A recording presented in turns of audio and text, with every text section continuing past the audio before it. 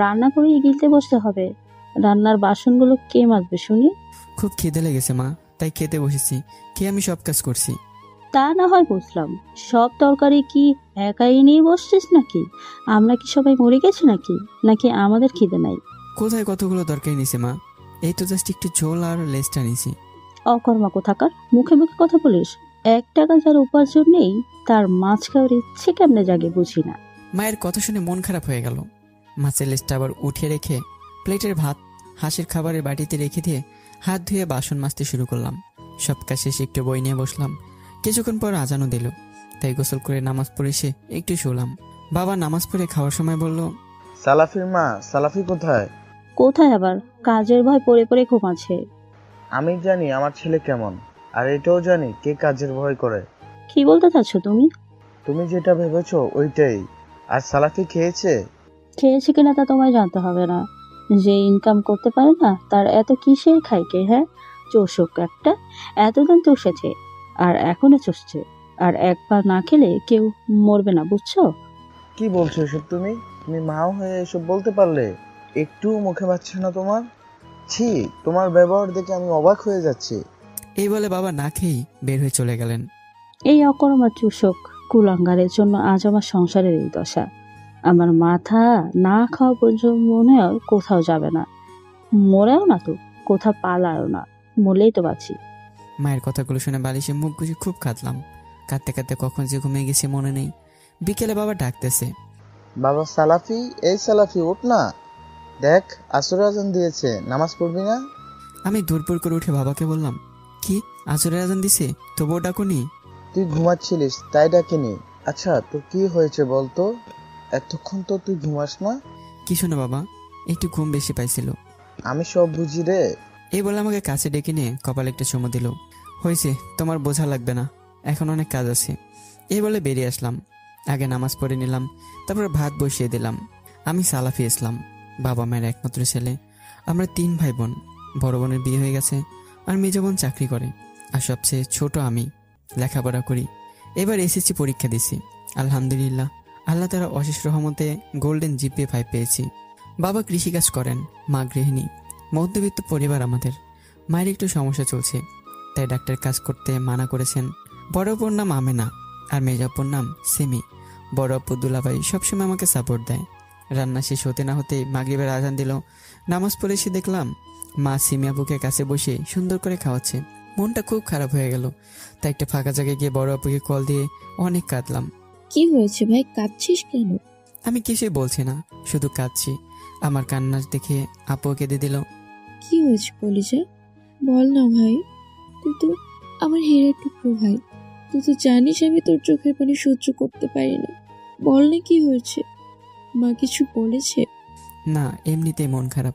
বুঝছি এবার। একবার কলেজে ভর্তি করে দিয়ে তোকে বাইরে পাঠিয়ে দিই, তারপর দেখিস তোকে কষ্ট দেওয়া আর কেউ থাকবে না। তাড়াতাড়ি ব্যবস্থা করাবো, নাহলে আমি মরে যাবো এখানে। এসব কথা বলে না পাগল। আচ্ছা শোন, তোর পছন্দের চালতার আচার বানিয়েছি, কাল আসবি কিন্তু। আচ্ছা আপু। এই বলে কল কেটে দিয়ে অনেকক্ষণ বসে থেকে মনটাকে শান্ত করলাম। এরপর বাসায় এসে সোজা শুয়ে পড়লাম। কিছুক্ষণ পর বাবা প্লেটে ভাত নিয়ে এসে আমাকে উঠিয়ে খাওয়াতে লাগলো। সীমা আপু যা বললো তা শুনে বাবা চমকে উঠলেন। আমি তো বিশ্বাস করতে পারছিলাম না যে সিমি আপু এসব বলবে।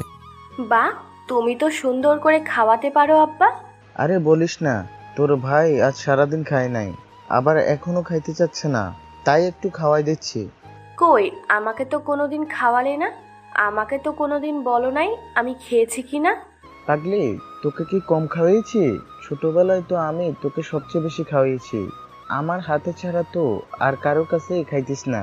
আর এই সামান্য বিষয় নিয়ে বলতে পারলে আমি তোমার খবর নেই না? সামান্য বিষয় বলছো? রোজগার করি আমি, আর তুমি আমি খাইছি কি না তার খবর না নিয়ে তোমার ওই বেকার ছেলেকে পরম যত্নে খাওয়াচ্ছ। আমার খাওয়া দাওয়ার খবর নেওয়া কি তোমার দায়িত্ববোধের মধ্যে পড়ে না? আমি মাথা নিচু করে আছি, আমার চোখ দিয়ে পানি পড়ছে। আব্বু একটু মুচকি এসে বলতে লাগলো, হ্যাঁ তাই তো, তুই তো রোজগার করিস, আর তোর কি খবর নিব বল? তোর মা তো আছে তোর খবর নেওয়ার। দেখি তো, তোর মা তোকে প্রতিদিন পরম যত্নে খাওয়ায়, কিন্তু এই ছেলেটার দিকে তাকিয়ে দেখ, না পাচ্ছে মায়ের আদর, না পাচ্ছে কারো ভালোবাসা। আচ্ছা, এই ছেলেটা একটু আদর ভালোবাসা কোথায় পাবে একটু বলতে পারিস? এই ছেলেটা সারাদিন বাড়ির সব কাজ করে, তবু অকম্মা, চোষক, বেকার ইত্যাদি ইত্যাদি আরো অনেক কথাই শুনতে হয়। দিন শেষে চোখে জল নিয়ে খালি পেটে ঘুমাতে হয়। আচ্ছা, তোমরা কি পারো না এই ছেলেটাকে একটু ভালোবাসতে? হ্যাঁ, তুই তো রোজগার করিস, তোর খবর না নেওয়া আমার খুব বড় অন্যায় হয়েছে রে। আমি হাত জোর করে মাপ চাচ্ছি, আমাকে মাফ করে দিস। এই বলে বাবা চোখে পানি নিয়ে বেরিয়ে গেল। মা দরজার কাছে মাথা নিচু করে দাঁড়িয়ে আছে। সিমু আপু আমার কাছে এসে ঠাস ঠাস করে 2টা চড় মেরে বলতে লাগলো, বাহ, খুব তো দেখছি বাবাকে হাত করে নিয়েছিস। আচ্ছা, মা আমাকে খাইয়ে দিচ্ছে দেখে এত বড় নাটক করলি। আচ্ছা, তুই আমাকে একটুকুও ভালোবাসিস না, তাই না? যদি ভালোবাসতিস তাহলে আমাকে দেখে এভাবে হিংসে করতিস না। বাবাকে দিয়ে আমাকে এত কথা শোনাইতে পারতিস না। তোর মতো অকর্মা বেকারকে রোজগার করে খাইয়ে আমার কি লাভ বল? তোর চেয়ে রাস্তার একটা কুকুরকে খাওয়ালেও খুব ভালো হতো। তোর মতো অকৃতজ্ঞ হতো না। তোর মতো চোষককে আমার ভাই বলতে আজ আমার লজ্জা হচ্ছে। ক্যারেক্টারলেস একটা। এই কথা বলতেই মা সিমি আপুকে এসে একটা চড় মারলো। এরপর কিছু না বলে মাও চলে গেল। সিমি আপু গালে হাত দিয়ে দাঁড়িয়ে দাঁড়িয়ে চোখের পানি ফেলছিল। এভাবে কিছুক্ষণ চলে গেল, আমি কিছু বলতে সাহস পেলাম না। এরপর আপু তার রুমে চলে গেল। এভাবে দিন চলতে লাগলো। আমি আর তেমন কারোর সাথে কথা বলি না। দিন দিন কেমন জানি হয়ে যাচ্ছি, একদম চুপ হয়ে যাচ্ছি। সবাইকে এড়িয়ে চলি, কারোর সাথে আর হাসি খুশিভাবে কথা বলি না। সারাদিন সব কাজ করি, ভালো লাগলে খাই, না লাগলে খাইও না। বড় অপু ফোন করলে আমি রিসিভ করি না। কিভাবে রিসিভ করি বলেন? বড় অপুর সামনে যে কষ্টগুলো রুখে রাখতে পারি না, তবুও বেশি কষ্ট হলে ফাঁকা জায়গায় গিয়ে নীরবে চোখের পানি ফেলি। এখন মাও কেমন যেন আমার দিকে তাকায়, হয়তো একটু মায়া হয়, অথবা রাস্তায় পাগল মনে করে তারা। পাগল ভাববেই না বা কেন? অনেকদিন থেকে চুল কাটি না, শরীরের যত্ন নিই না।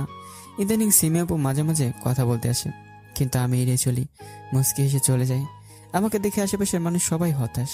কেউ কেউ বাবাকে ডেকে বলে, এভাবে চলতে থাকলে দেখিস তোর ছেলে একদিন পাগল হয়ে রাস্তায় রাস্তায় ঘুরে বেড়াবে, তোর সব স্বপ্ন শেষ হয়ে যাবে। ওর প্রতি একটু যত্ন নে। বাবা এসব কথা শোনা অনেক কষ্ট পায়। আমার কাছে এসে জানতে চায় আমার কি হয়েছে, আমি কেন এমন হয়ে গেছি। আমি কিছুই বলি না, শুধু মুচকি এসে চলে যাই। এভাবেই দিন চলতে লাগলো। আজ সিমিয়াপুর ছুটির দিন। সকাল উঠে রান্না বসালাম। ভাত রান্না করে তরকারি বসাতেই সিমিয়াপু গিয়ে আমার কাছে এসে বসলো। আমি সিমিয়াপুকে দেখে মুচকি এসে রান্নায় মন দিলাম। সিমিয়াপু বলতে লাগলো, কি হয়েছে তোর? আমি কিছু বললাম না, শুধু মুচকি হাসলাম। বল না তোর কি হয়েছে?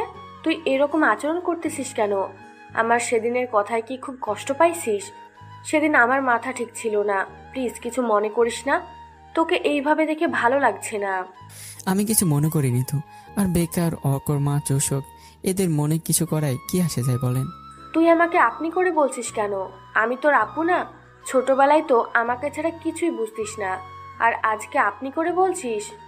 যারা রোজগার করে তাদেরকে আমি সম্মান দিয়ে কথা বলি, আর সময়ের সাথে সাথে অনেক কিছু পরিবর্তনও হয়। দেখেন না, ছোটবেলা আমাকে কেউ অকর্মা, বেকার, চোষক এসব কেউই বলতো না, আর এখন নিজের আপনজনরাই বলে। এই কথা বলায় সীমাপু মাথা নিচু করে নিল। আমি আবার মুচকি হাসলাম। হঠাৎ ফোনটা বেজে উঠলো। দেখলাম বড় আপু, তাই কলটা কেটে দিলাম, কিন্তু বারবার কল দিয়ে যাচ্ছে। কি করব ভাবতে পারছি না। যা, তুই গিয়ে কথা বলে আয়, আমি দেখছি। মুচকি এসে ফোন নিয়ে বাইরে এসে ফোন রিসিভ করলাম। আসসালামু আলাইকুম। ওয়ালাইকুম আসসালাম। কেমন আছিস ভাই? আলহামদুলিল্লাহ, ভালো আছি আপু। বেকার ছেলে আর কেমন থাকবে বল আপু, তুই কেমন আছিস? আলহামদুলিল্লাহ। এভাবে বলছিস কেন? এমনি আপু। দুলাভাই কেমন আছে? আলহামদুলিল্লাহ ভালো আছে। শোন, একটা সুখবর আছে। কি আপু? কাল আমি আসতেছি। ও, ভালো তো। তোর কি লাগবে বল, তোর জন্য কি নিয়ে যাব বল। কিছু লাগবে না আপু, তুই আসলে আমি খুশি। কি লাগবে না বল না। পারলে আমার জন্য বিষ নিয়ে আসিস। কি বলি? কি বললাম? আরে তেলাপোকা খুব বেড়ে গেছে তো, তাই তোকে বললাম। জানি তুই কেন বলছিস। কাল শুধু যাইতে দে, তারপর তোর ব্যবস্থা করব। আমাকে কাঁদাতে খুব ভালো লাগে, তাই না? আরে সরি বোনটা আমার, মাফ করে দে। এই দেখ কান ধরছি। হয়েছে। শোন, তোর দুলাভাই একটা ঘড়ি কিনেছে তোর জন্য। এইসবের কি প্রয়োজন বল আপু? এই যে, তোর দুলাভাইয়ের সাথে কথা বল। এরপর দুলাভাইয়ের সাথে কিছুক্ষণ কথা বললাম। কথা শেষ করে এসে দেখি রান্না শেষ হয়ে গেছে। এরপর সব থালা বাসন পরিষ্কার করে গোসল করে একটু বই নিয়ে বসলাম। হঠাৎ খাবার ঘর থেকে মায়ের চিৎকার শুনে এগিয়ে যেতেই মা বলতে শুরু করলো, এই রান্না কে করেছে? বুঝলাম কিছু তো গন্ডগোল হয়েছেই। সীমা আপু কিছু বলার আগে আমি বলতে লাগলাম, আমি রান্না করেছি। কেন, কি হয়েছে মা? কুত্তার বাচ্চা, বুক চেঁচিয়ে বলছিস তুই রান্না করছিস? রান্না করার সময় মন কোথায় থাকে? হ্যাঁ, তরকারিতে লবণ তোর কোন বাপে দিবে? মা আমি তো। আবার আমার মুখের উপরে কথা বলিস? আজ তোরা এমন হাল করবো। এই বলে জুতা দিয়ে মারতে লাগলো। মারতে মারতে একসময় ক্লান্ত হয়ে মারাই বন্ধ করলো। পাড়া প্রতিবেশী সবাই দর্শকের মতো তাকিয়ে আছে। মারা শেষ হলে আমি সবার দিকে তাকিয়ে একটু মুচকে হাসি দিয়ে গরুকে খাবার দিতে চলে গেলাম। আজ কেন জানি চোখ থেকে পানি পড়ছে না। সবাই যে যার মতো চলে গেল। সীমাপু সারাদিন অপরাধীদের মতো আমার দিকে তাকাচ্ছিল। আমি কিছুই বলিনি। বাবা জানেন আজকের ঘটনা। রাতের বেলা শুয়ে শুয়ে ভাবছিলাম, হায় রে জীবন, কেন আমি বেঁচে আছি? এত মানুষ মারা যায়, আমি কেন মরি না? আল্লাহ তাআলা কি আমায় দেখতে পারে না? কিছুক্ষণ পর সীমাপু প্লেটে ভাত নিয়ে এলো আমাকে খাওয়ানোর জন্য, কিন্তু অনেক রিকোয়েস্ট করে আমাকে খাওয়াতে না পেরে চলে গেল। আর সীমাপুর কর্মকাণ্ড দেখে বাবা হতাশ। কিন্তু কেউ জানতো না আমার মনে কি চলছে। বাসার গরুর দড়ি টেনে খাটের নিচে রেখেছি। সকাল উঠে কে ভাবতেও পারবে না যে আমি এমন একটা কাজ করতে পারি। সকালে সবার জন্য সারপ্রাইজ অপেক্ষা করছি। নিজে নিজে ভাবছি, হ্যাঁ নিজে নিজে হাসছি। অন্তত কাল থেকে আর আমার মতো অকমার মুখ কাউকে দেখতে হবে না। রাত 11:30। চুপি চুপি বাবা মায়ের রুমে গেলাম। গিয়ে বাবা মায়ের পায়ের কাছে কিছুক্ষণ বসে থাকলাম। আজ কেন জানি দূষক কোনো বাধি মানছে না। কিছুক্ষণ বসে থেকে বাবা মায়ের পায়ে চুমু খেতে বাবা চমকে উঠল। কে কে? ঘর অন্ধকার থাকায় কেউ দেখতে পায় না। মা উঠে বলতে লাগলো, কি হয়েছে? কে কোথায়? কেউ তো কোথাও নেই। রাত দুপুরে কিসের নাটক শুরু করলি? সত্যি বলছিস? আমার পায়ে কে যেন চুম্বন করলো, আমি স্পষ্ট বুঝতে পারলাম। তোমার পায়ে ভূত চুমু দিচ্ছে। এখন নাটক বন্ধ করে নিজে ঘুমার, আমাদেরকেও ঘুমাতে দাও। এরপর মা বাবা দুজনেই ঘুমিয়ে পড়লো। আমি এই সুযোগ বুঝে বেরিয়ে আসলাম। তারপর সিমিয়াপুর রুমে গেলাম। দেখলাম দরজা খোলা, তাই ভিতরে ঢুকে পড়লাম। এরপর আম্মুর মাথার কাছে এসে বসে মাথায় হাত দিতেই আপু চমকে উঠে বলতে লাগলো, কে কে? আমি আপু। এত রাতে তুই আমার রুমে কেন? তবু দেখতে ইচ্ছে হলো, তাই দেখতে আসলাম। এই কথা বলার সাথে সাথে আপু ঠাস ঠাস করে চর মেরে বলতে লাগলো, তুই খারাপ সেটা জানতাম, কিন্তু এতটা খারাপ হয়েছিস সেটা জানতাম না। বাহিরের মেয়েদের দেখে তোর মন ভরে না? তুই রাতে এসেছিস নিজের বোনকে লুকিয়ে দেখতে? তোর মতো একটা চরিত্রহীনের সাথে যে আমি একই ছাদের নিচে থাকছি এবং তোর মতো জানোয়ারকে যে ভরণ পোষণ দিয়ে বড় করছি তা ভাবতেও পারি নাই। আমি কিছু বলছি না, মুসকে মুসকে হাসছি আপুর দিকে তাকিয়ে।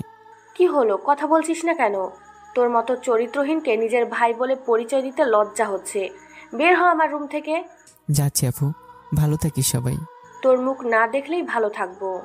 আচ্ছা, তাই হবে ইনশাল্লাহ। এ বলে সীমাপুর রুম থেকে বেরিয়ে আসলাম। এরপর টেবিলে বসে একটা শেষ চিঠি লিখলাম।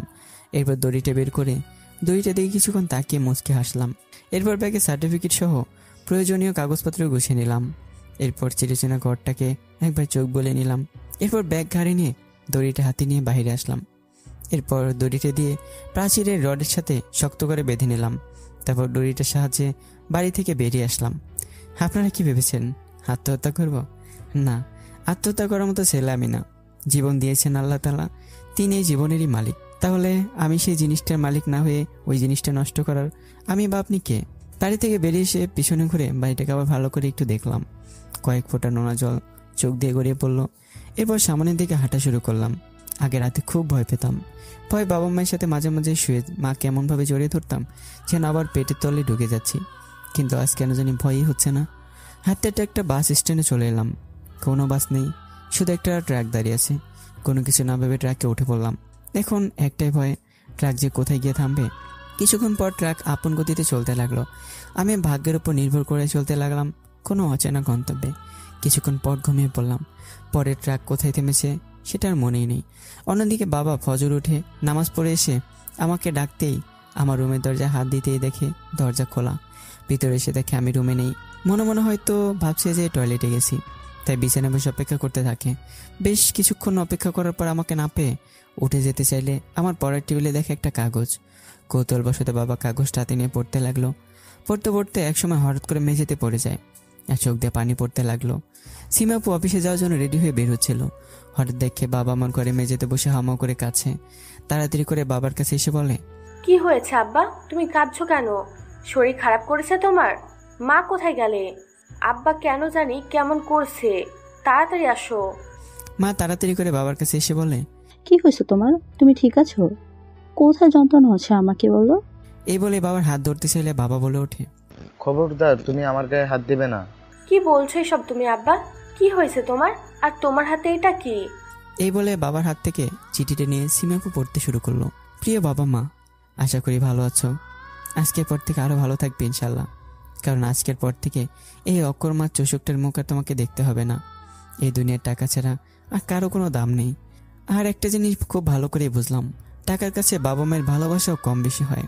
আর আপু, তুই বলেছিলি না যে আমি তোকে ভালোবাসি না? সত্যি ভালোবাসি না রে। তাই তো তোর জন্যই অসহ্যকর মার হাসি মুখেই সহ্য করে নিলাম। শেষবারের মতো তোর মুখটা দেখতে গিয়েছিলাম, কিন্তু আমার কথা না শুনে আমাকে অনেক অপবাদ দিলি। তুই বলেছিলি না যে আমার মুখ না দেখলেই তোরা ভালো থাকবি? তাই তোদের ভালো থাকার জন্য নিজেকে তোদের চোখের আড়াল করে নিলাম। সেই সাথে অবহেলার এক কারাগার থেকে নিজেকে মুক্ত করে নিলাম। আল্লাহ তাআলার কাছে একটাই দোয়া করি, যেন আমি মরলে আমার লাশটা তোরা দেখতে না পাস। আব্বা, আমাকে মাফ করে দিও। আমি ওখানে থাকলে মরেই যেতাম। আমার জন্য তুমি একটু দোয়া করো। ভালো থেকো সবাই। এটি অবহেলিত ছেলে সালাফি। চিঠিটা পড়ে সিমি আপু ধপ করে বসে পড়লো আর চোখ দিয়ে পানি পড়তে লাগলো। কি হয়েছে, কাঁদছিস কেন? কি লেখা আছে এই কাগজে? সিমি আপু হাম্মা করে কেঁদে উঠলো আর বলতে লাগলো, মা, ভাই আমাদের ছেড়ে চলে গেছে। ভাই আমাদেরকে একা করে দিয়ে চলে গেছে। কি বলছিস এসব? সিমি আপু বাবার পা জড়ে ধরে কাঁদতে কাঁদতে বলল, আব্বা, ভাই আমাদের ছেড়ে চলে গেছে। তুমি ভাইকে একটু খুঁজো প্লিজ আব্বা। তুমি ভাইকে খুঁজে এনে দাও। আমি ওর সাথে অনেক বড় অন্যায় করে ফেলেছি। তুমি ভাইকে এনে দাও। কাল কি হয়েছিল? এবার সিমি আপু ভয়ে ভয়ে কালকে সব কথা বলে। সবকিছু শুনে বাবা বলে, রাতে কি হয়েছে? রাতের কথা সিমি আপু বলে দেয়। এরপর পা ধরে কাঁদতে কাঁদতে বলে, আমি বুঝতে পারি নাই আব্বা। না বুঝে আমি আমার ভাইটাকে অনেক কথা বলেছি। তুমি একটু ওকে খুঁজে এনে দাও আব্বা। আমি ওর পা ধরে মাপ চাইবো। খুঁজে এনে কি করবি? সেই তো আগের মতো অবহেলা করবি। এর চেয়ে আমার ছেলেটা চলে গেছে, ভালো হয়েছে। এখন তোমরা খুশি তো? মার সিমি আপু খুব কাছে। বাড়ির আশেপাশের মানুষজন সবাই ভিড় করেছে। চাচাতো ভাইয়েরা আমাকে খুঁজতে শুরু করেছে। সব আত্মীয় স্বজন বন্ধু সবার কাছে খোঁজ নেওয়া শেষ, কিন্তু কে আমার খোঁজ দিতে পারেনি। হঠাৎ বাবা বলে ওঠে, এসব কিছু আমার জন্য হয়েছে। আজ আমার জন্য আমার ছেলে কষ্ট সহ্য করতে না পেরে বাড়ি ছেড়ে চলে গেছে। এর জন্য আমি দায়ী। হে আল্লাহ, তুমি আমাকে নিয়ে নাও, তবু আমার ছেলেকে ফিরিয়ে দাও। বাড়ির সবাই কাছে। আশেপাশের মানুষরা আজ হতবাক। মামা মামি নানা নানি সবাই কাছে। বড় আপুকে কেউ এখনো বলেনি। সকাল 10টা থেকে বড় অফিস হাজির হয়। দেখে বাড়িতে অনেক মানুষ। কি যেন চিন্তা করে সবাইকে সরিয়ে বাড়ির ভিতরে দৌড় দেয়। দেখে সবাই কাঁদছে। চোখ বলে দেখে সবাই আছে, শুধু আমি নেই। বাবা, কি হয়েছে? কাঁদছো কেন?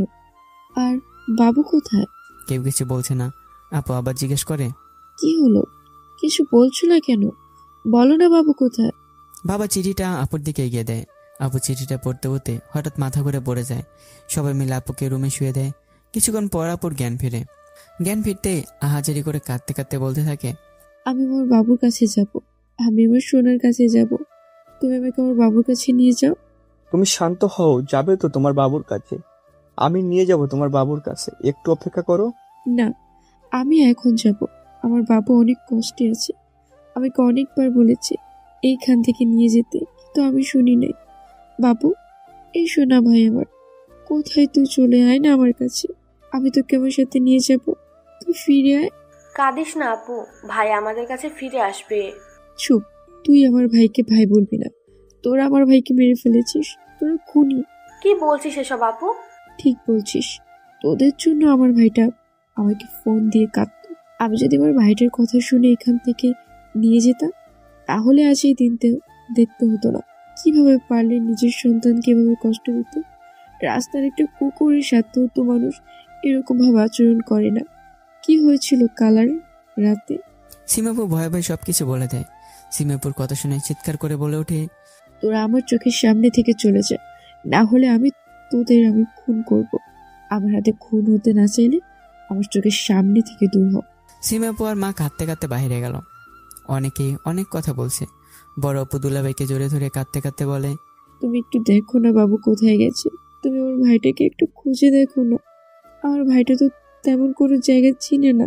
আচ্ছা, তুমি একটু শান্ত হও, আমি দেখছি। তুমি যদি এরকম করো তাহলে আমি কি করব বলো? আমান ভাইয়া অনেক জায়গায় খোঁজ করে, কিন্তু কোথাও আমাকে খুঁজে পায় না। আমাকে আমার খোঁজও দিতে পারে না। অবশেষে মন খারাপ করে আপু কাছে যায়। কি হলো, খোঁজ পেলে? কোথায় আমার ভাই? কথা বলছো না কেন? অনেক খুঁজেছি কিন্তু কোথাও পাই নাই। তুমি মিথ্যা বলছো। আমার ভাই দেখে এরকম কথা বলছো। তোমার ভাই হলে খুঁজে নিয়ে আসতে। এটা তুমি বলতে পারলে? সালাফিকে কি আমি আমার ভাইয়ের চেয়ে কম দেখি? তোমার মুখে এমন কথা কখনো আশা করি নাই। আমি আমার ভাইকে ছাড়া বাঁচতে পারবো না। তুমি এনে দাও প্লিজ। অবশেষে মন খারাপ করে আপু কাছে যায়। আপু ভাইয়াকে জড়িয়ে ধরে কাঁদতে থাকে। আমান ভাইও কাঁদছে। এমন সময় বাবা নানা কেমন একটা কথা বলে, যা কেউ কোনোদিন বাবার মুখে আশাই করেনি। সবাই বাবার কথা শুনে হতবাক হয়ে গেছে। মা তো কাঁদতেই বলে গেছে। বাবা নানাকে উদ্দেশ্য করে বলল, বাবা, আমি একটা কথা বলতে চাচ্ছি, আপনি কিছু মনে করবেন না। বলো বাবা, কি বলতে চাও? বাবা, আপনার মেয়েকে আপনারা নিয়ে যান। বাবার কথা শুনে সবাই অবাক। তুমি কি বলছো বাবা? আমি ঠিক কথাই বলছি, আপনারা আপনাদের মেয়েকে নিয়ে যান। কয়েকদিন পর ডিভোর্স পেপার পাঠিয়ে দিব। রাগের মাথায় কিছু সিদ্ধান্ত নিয়েন না দুলো ভাই। রাগের মাথায় সিদ্ধান্ত নিলে কখনোই সঠিক হয় না। বাবা মাকে বলল, আচ্ছা ভাইয়া, আপনারা জানেন কেন আমার ছেলেটা এই বাড়ি ছেড়ে চলে গেছে? আপনার বোনকে জিজ্ঞেস করেন কেন আজকের দিনটা দেখতে হচ্ছে। আচ্ছা, ছেলেটা কি আমার আগের সংসারের? ছেলেটা তো ওই পেটেই ছিল। আচ্ছা, আপনার বোনকে জিজ্ঞেস করেন তো, ছেলেটার সাথে একটু ভালোভাবে কথা বলেছে কোনোদিন? অকুম্মা চোষক বেকার ছাড়া অন্য কোনো নামে কোনোদিন ডাকছে নাকি? সবাই স্তব্ধ, কেউ কিছু বলছে না। আচ্ছা, সন্তান একটু দোষ করলে কি জুতা দিয়ে নির্মমভাবে মারতে হয়?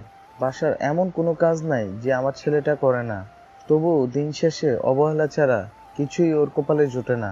কেউ কিছু বলছে না, সবাই মাথা নিচু করে আছে। আপনাদের মেয়ে কখনোই একজন ভালো মা হতে পারে নাই, তাই দয়া করে আপনাদের মেয়েকে নিয়ে যান আর আমাকে মাফ করে দিয়েন। বাবা, তুমি এমন ভাবে বলো না। আমাদের মেয়ে এত কিছু করছে, একবার আমাদের বলো নাই কেন? দয়া করে তুমি এমন সিদ্ধান্ত নিও না বাবা। তুমি এমন কাজ করো না বাবা, আমি তোমার পায়ে পড়ছি। ছি ছি, কি করছেন? আচ্ছা ঠিক আছে, আপনাদের কথা রাখলাম, কিন্তু আপনাদের মেয়েকে বলেন আমার চোখের সামনে যেন না আসে। ওর মুখটা দেখতেও এখন ঘৃণা হচ্ছে। ও মা জাতির কলঙ্ক। এতক্ষণ মা দাঁড়িয়ে সব কথা শুনছিল আর কাঁদছিল। হঠাৎ করে মা রুমে ঢুকে দরজা লাগিয়ে দিল। কেউ কিছু বলছে না, সবাই স্তব্ধ। বড় অপু ভাইয়াকে জোরে ধরে কাঁদছে। কাঁদতে কাঁদতে পাগল হয়ে গেছে। আমান ভাই নিউজ পেপারে হারানো বিজ্ঞপ্তি দেওয়ার ব্যবস্থাও করেছে। অন্যদিকে আমার যখন ঘুম ভাঙলো, তখন আমি দেখি সন্ধ্যা হয়ে গেছে। ট্রাকটা একটা স্ট্যান্ডে দাঁড়িয়ে আছে। আমি নেমে পড়লাম। নেমে দেখি অচেনা জায়গা। একটু এগিয়ে গিয়ে যা দেখি তাতে তুমি অবাক। একটা হোটেলের বোর্ডে লেখা আছে নারায়ণগঞ্জ। তাহলে আমি এখন নারায়ণগঞ্জে? খুব ক্ষুধাও লাগছে, কিন্তু পকেটে কোনো টাকা নেই, তাই কাজ খুঁজতে লাগলাম। যতদিন কাজ করার শক্তি আছে ততদিন কাজ করেই খাবো। আল্লাহ তাআলা হাত পা দিয়েছে কাজ করে খাওয়ার জন্যই, ভিক্ষা করার জন্য না। আর কষ্ট না করলে ভালো কিছু করা কখনোই সম্ভব নয়। আজ 2 দিন হয়ে গেছে, আমাকে অনেক জায়গায় খোঁজাও হয়েছে, কিন্তু কোথাও পাইনি। সবাই কাঁদতে কাঁদতে পাগলি প্রায়। পুরো বাড়ি শ্মশানে পরিণত হয়েছে। মা খুব কাঁদছে আর আল্লাহ তাআলার কাছে দোয়া করছে আমাকে ফিরে পেতে। আমান ভাই নিউজ পেপার হারানো বিজ্ঞপ্তি দেওয়ার ব্যবস্থা করেছে। এইদিকে এই 2 দিন আমি অনেক জায়গায় ঘুরেছি, কিন্তু কোনো কাজ পাচ্ছি না। বর্তমান সময়ে একটা কাজ পাওয়া খুবই কঠিন। সবাই দূর দূর করে দাঁড়িয়ে দিচ্ছে, পেটে কিছুই নেই। রাস্তা দিয়ে হাঁটছি, আনমনেই হাঁটছি, আর অনেক কথাই ভাবছি। হয়তো আমার জীবন শেষ। সাথে সাথে সব স্বপ্নগুলো দুচোখ দিয়ে পানি পড়ছে। হঠাৎ কিছু বুঝে ওঠার আগেই একটা কার পিছনে এসে জোরে ধাক্কা দেয়। ছিটকে অনেক দূরে পড়ে গেলাম। মনে মনে ভাবতে লাগলাম, হয়তো অবহেলিত ছেলেটার আজ এই পৃথিবীর বুক থেকেই মুছে যাবে। চোখ দুটো আস্তে আস্তে বন্ধ হয়ে আসলো। বড় আপু ঘুমাচ্ছিল। হঠাৎ বাবু বলে চিৎকার দিয়ে ওঠে। কি হয়েছে তোমার? চিৎকার দিলে কেন? খারাপ লাগছে কি? আমার বাবু অ্যাক্সিডেন্ট হয়েছে। আমার বাবুর মাথা দিয়ে রক্ত বের হচ্ছে। আমার সোনা ভাইটা রাস্তায় পড়ে আছে। আমি আমার ভাইয়ের কাছে যাব, তুমি আমাকে আমার কলেজের কাছে নিয়ে যাও। আমি তোমার ভাইয়ে পড়ছি। আমান ভাই আব্বুকে বুকে জড়িয়ে দিয়ে কাঁদতে কাঁদতে বলতে লাগলো, তুমি খারাপ স্বপ্ন দেখেছো, আমাদের ভাইটার কিছু হবে না। তুমি আল্লাহ তাআলার কাছে দোয়া করো। আর আমান ভাইও কাঁদছে। তুমি ওকে একটু ওয়াশরুমে নিয়ে যাবে? আমি আল্লাহ তাআলার কাছে আমার ভাইকে চাইবো। আমান ভাই আপুকে কোলে নিয়ে ওয়াশরুমে গেল। আপু উজু করার পর আবার আমান ভাইয়ের কোলে করে রুমে এসে 2 রাকাত নফল নামাজ পড়ে দোয়া করতে লাগলো। হে আল্লাহ, তুমি তো রহমান, তুমি তো রহিম, তুমি তো গাফফার, তুমি তো এই দুনিয়ার সবকিছু জানো। এই পৃথিবীর লক্ষ কোটি মাইল মাটির নিচে কি আছে সেটাও তোমার কাছে জানা। হে আল্লাহ, আমার ভাইকে খুঁজে পাওয়া যাচ্ছে না।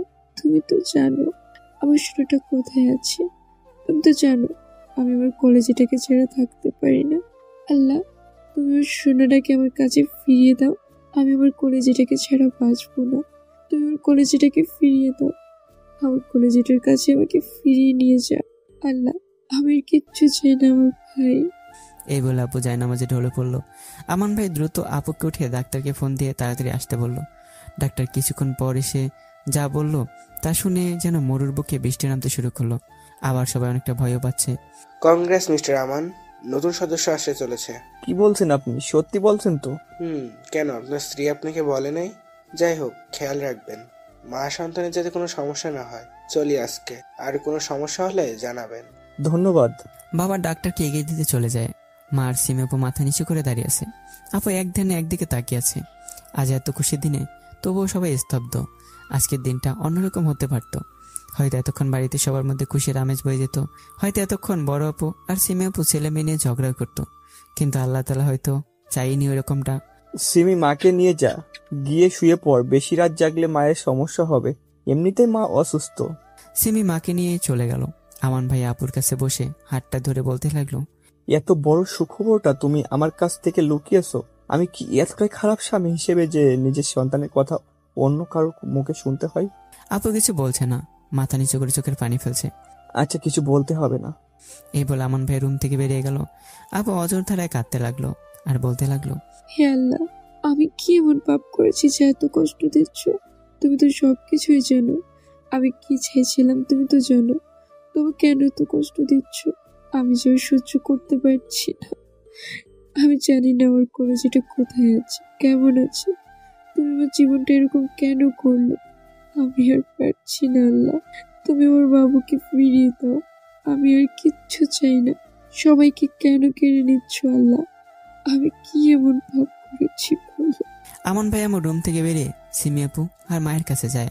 দরজায় গিয়ে বলে, আসতে পারি? আসো বাবা।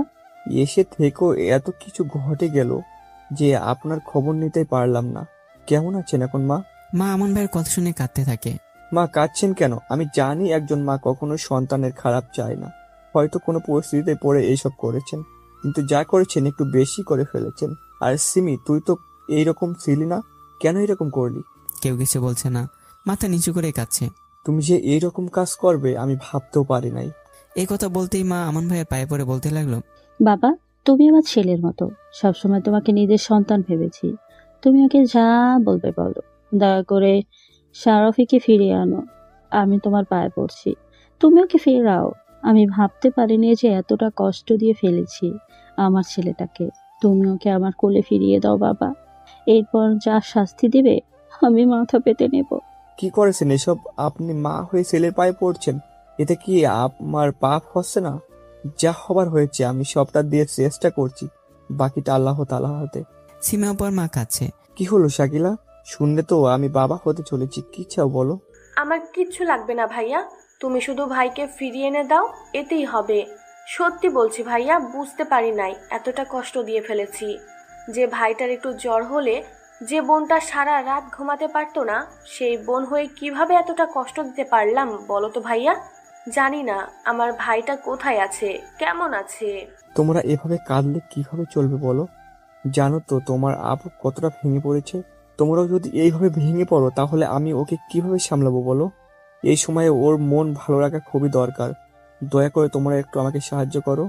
আচ্ছা ভাইয়া, আর কাঁদবো না, কিন্তু আপু তো আমাদেরকে সহ্যই করতে পারছে না। ধৈর্য ধরো, সব ঠিক হয়ে যাবে। আচ্ছা, ঘুমাও। এবার আমান ভাই আপুর কাছে গিয়ে দেখে আপু হাড়ুতে মাথা ঘিরে কাঁদছে। আমান ভাই আপুর কাছে গিয়ে বসে আপুকে বুকে টেনে নিল। আপুর কান্নার বেগ বেড়ে গেল। কি হলো, কাঁদছো কেন? তুমি কাঁদলে আমি কিভাবে ভালো থাকি বলো? আমার কি কষ্ট হয় না? আমাকে মাফ করে দাও। তুমি, আমি চাইছিলাম বাবু আর তোমাকে একসাথে দাঁড় করে একসাথে শোনাতে, কিন্তু তার হলো না। তুমি ওকে মাফ করে দাও প্লিজ। তুমি ওকে ভুল বুঝো না, তাহলে আমি মরে যাব। প্লিজ আমাকে দূরে সরে দিও না, আমি তোমার ভয়ে পড়ছি। হেই, কি করছো তুমি? আমি তো কিছুই মনে করি নাই। একটা কথা বলবো, রাখবা? বলো। তুমি মন খারাপ করে থেকো না প্লিজ। তুমি এমন করে থাকলে কিভাবে হবে বলো? আমাদের বাচ্চার সমস্যা হবে না বলো? আমাদের বাচ্চার কথা চিন্তা করে একটু ভালোভাবে চলো প্লিজ। খেলাফির জন্য কি তোমার এবার কষ্ট হয়? তুমি জানো না আমি সালাপিকে কতটা ভালোবাসি। আমি কি ওকে খোঁজার কোনো কমতি রাখছি? আপু কোনো কথা বলছে না, শুধু ভাইয়াকে জড়িয়ে ধরে কাঁদছে। ধরো কাল যদি সালাফি এসে বলে তার কলিজার ভাগ্নের সমস্যা হয়েছে, কেন তখন কি জবাব দিবে তুমি? তাই বলছি সালাফির জন্য দোয়া করো, ও যেন ভালো থাকে। আপু কোনো কথা বলছে না। আসো, আমি বুকে নিয়ে আদর করে দিচ্ছি, ঘুমিয়ে নাও একটু। ভাইয়া শুয়ে আপুকে বুকে নিয়ে জড়িয়ে ধরে আছে। এরকম আপু দুলাভাই পাওয়া সত্যি ভাগ্যের ব্যাপার। পরের দিন সিমি আপু আমার রুমে এসে দেখে আপু বিছানায় ভাইয়ের সাথে বসে কথা বলছে। সিমি আপু বড় অপুর কাছে গিয়ে মাথা নিচু করে দাঁড়িয়ে আছে। আমন ভাই আপু কিসারে কোনো কিছু বলতে মানা করছে। কি হয়েছে? কি দরকার এখানে? সিমি আপু কথা বলছে না। কি হলো? কথা বলছিস না কেন? বলি নাই যে আমার সামনে আসবি না?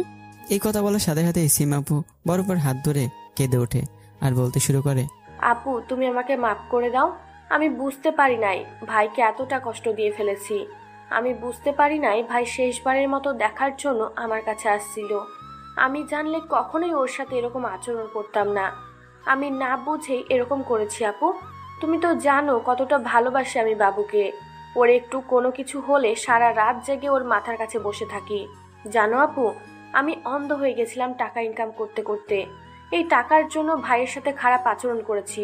নিজেকে মনে করছি আমি সব, যার জন্য আজ আমাদের কলিজার টুকরাটা আজ আমাদের ছেড়ে চলে গেছে। জানো আপু, চাকরিটা ছেড়ে দিয়েছি। চাই না আমি এমন চাকরি যার জন্য অহংকারের পতিত হয়ে নিজের কলিজার ভাইটাকে কষ্ট পেতে হয়। আমাকে মাফ করে দাও আপু। তুমি যা শাস্তি দেবে দাও, তবুও আমার সাথে একটু কথা বলো। আপু কিছুই বলছে না, শুধু কাঁদছে। হঠাৎ বড় আপু সিমি আপুকে উঠিয়ে বুকে জোরে কাঁদতে লাগলো। দুজনে কাঁদছে আর আমান ভাইও। ভাই আজ বাধা দিচ্ছে না, আজ একটু কাঁদুক। ভাইয়া বেরিয়ে গেল। আরো 3 দিন চলে গেল। বাবা আগের মতো আর খাওয়া দাওয়া করে না। পাগলের মতো আমাকে খুঁজে বেড়ায়, পাগলের মতো কাঁদে। সবাই বাবাকে সান্ত্বনা দেয়। ভাই এখন সব কৃষিকাজ দেখাশোনা করে। অন্যদিকে আজ আমার 3 দিন পর জ্ঞান ফিরেছে। জ্ঞান ফিরে দেখে মেয়ে হাসপাতালে। আমার জ্ঞান ফিরে আসা দেখে একজন নার্স ডাক্তার ডাক্তার বলে চিৎকার করতে লাগলো। সমস্ত শরীরে ব্যথা করছে, নড়তেও পারছি না। ডাক্তার দৌড়ে এসে আমাকে চেক করে যা বললো তা শুনে আমি আকাশ থেকে পড়লাম। নিজের কানকে যেন বিশ্বাস করতে পারছিলাম না। কংগ্রেস মিস, আজ 3 দিন পর তোমার জ্ঞান ফিরলো। আমরা তো তোমার আশা ছেড়েই দিয়েছিলাম যে তোমার জ্ঞান ফিরবে। কি বলেন এসব? সত্যি বলছি। আল্লাহ তাআলার অশেষ রহমতে তুমি বেঁচে আছো। আমাকে কে এখানে নিয়ে এসেছিল আর কি আমার চিকিৎসার খরচ চালালো? হঠাৎ পিছন দিয়ে একজন মেয়ে বলে উঠলো, ডাক্তার আঙ্কেল, রুগীর কি অবস্থা? ওনার নাকি জ্ঞান ফিরছে। কেমন আছে উনি এখন? আরে লামিয়া মাঝে, এই দেখো আল্লাহ তাআলার রহমতে রোগীর জ্ঞান ফিরেছে। বলেছিলাম না আল্লাহ তাআলার উপর ভরসা রাখো। মেয়েটি কিছু না বলে আমার কাছে এসে আমার হাত ধরে বলতে লাগলো, কেমন আছেন আপনি? আপনি ঠিক আছেন তো? জানেন কতটা ভয় পেয়ে গেছিলাম। আপনার কিছু হয়নি তো?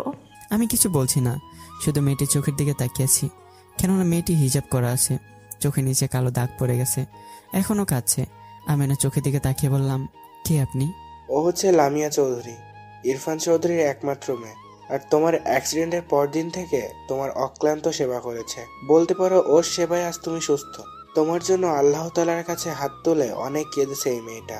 বাবা মায়ের একমাত্র সন্তান, বাবার টাকার অভাব নেই, তবুও বুঝি না কেন ও তোমার জন্য এতটা করলো। সত্যি বলতে নিজের আপনজনেরও এত করে না। লামিয়া মাথা নিচু করে চোখের পানি ফেলছে। কি রে মা, এখনো কাঁদছিস কেন? দেখছিস না রোগীর জ্ঞান ফিরেছে? আমি অনেক ভয় পেয়ে গেছিলাম। আমি সবসময় নিজেকে ধিক্কার দিতাম। আমি ভেবেছি আমার জন্য হয়তো একটা নিরীহ মানুষের জীবন শেষ হয়ে গেল। আমাকে মাফ করে দিবেন প্লিজ। আমার ছেলে মানুষের জন্যই আজ আপনার এই অবস্থা।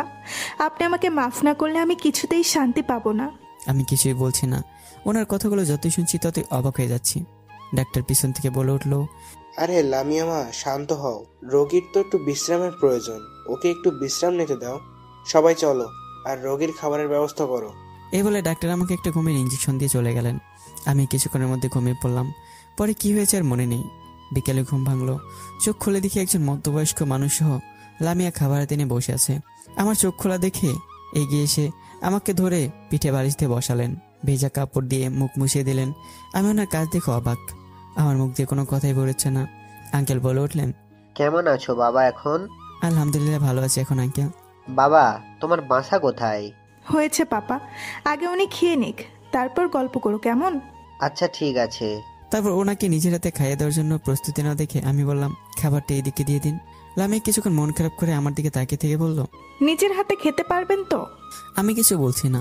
সত্যি নিজের হাতে তুলে খাওয়ার মতো অবস্থা আমার নেই, তাই মাথা নিচু করে আছি। আপনাকে অসুস্থ দেখে আর এই কয়েকদিন আপনাকে খাইয়ে অভ্যাস হয়ে গেছে, তাই খাওয়াতে চাচ্ছিলাম আর কি। সমস্যা নেই, আপনি চাইলে নিজের হাতেই খাইতে পারেন। আমি মাথা নিচু করে আছি। কি হলো বলেন, নিজের হাতে খাবেন কি? ধুর মা, তুই দেখতে পাচ্ছিস না ছেলেটার কি অবস্থা?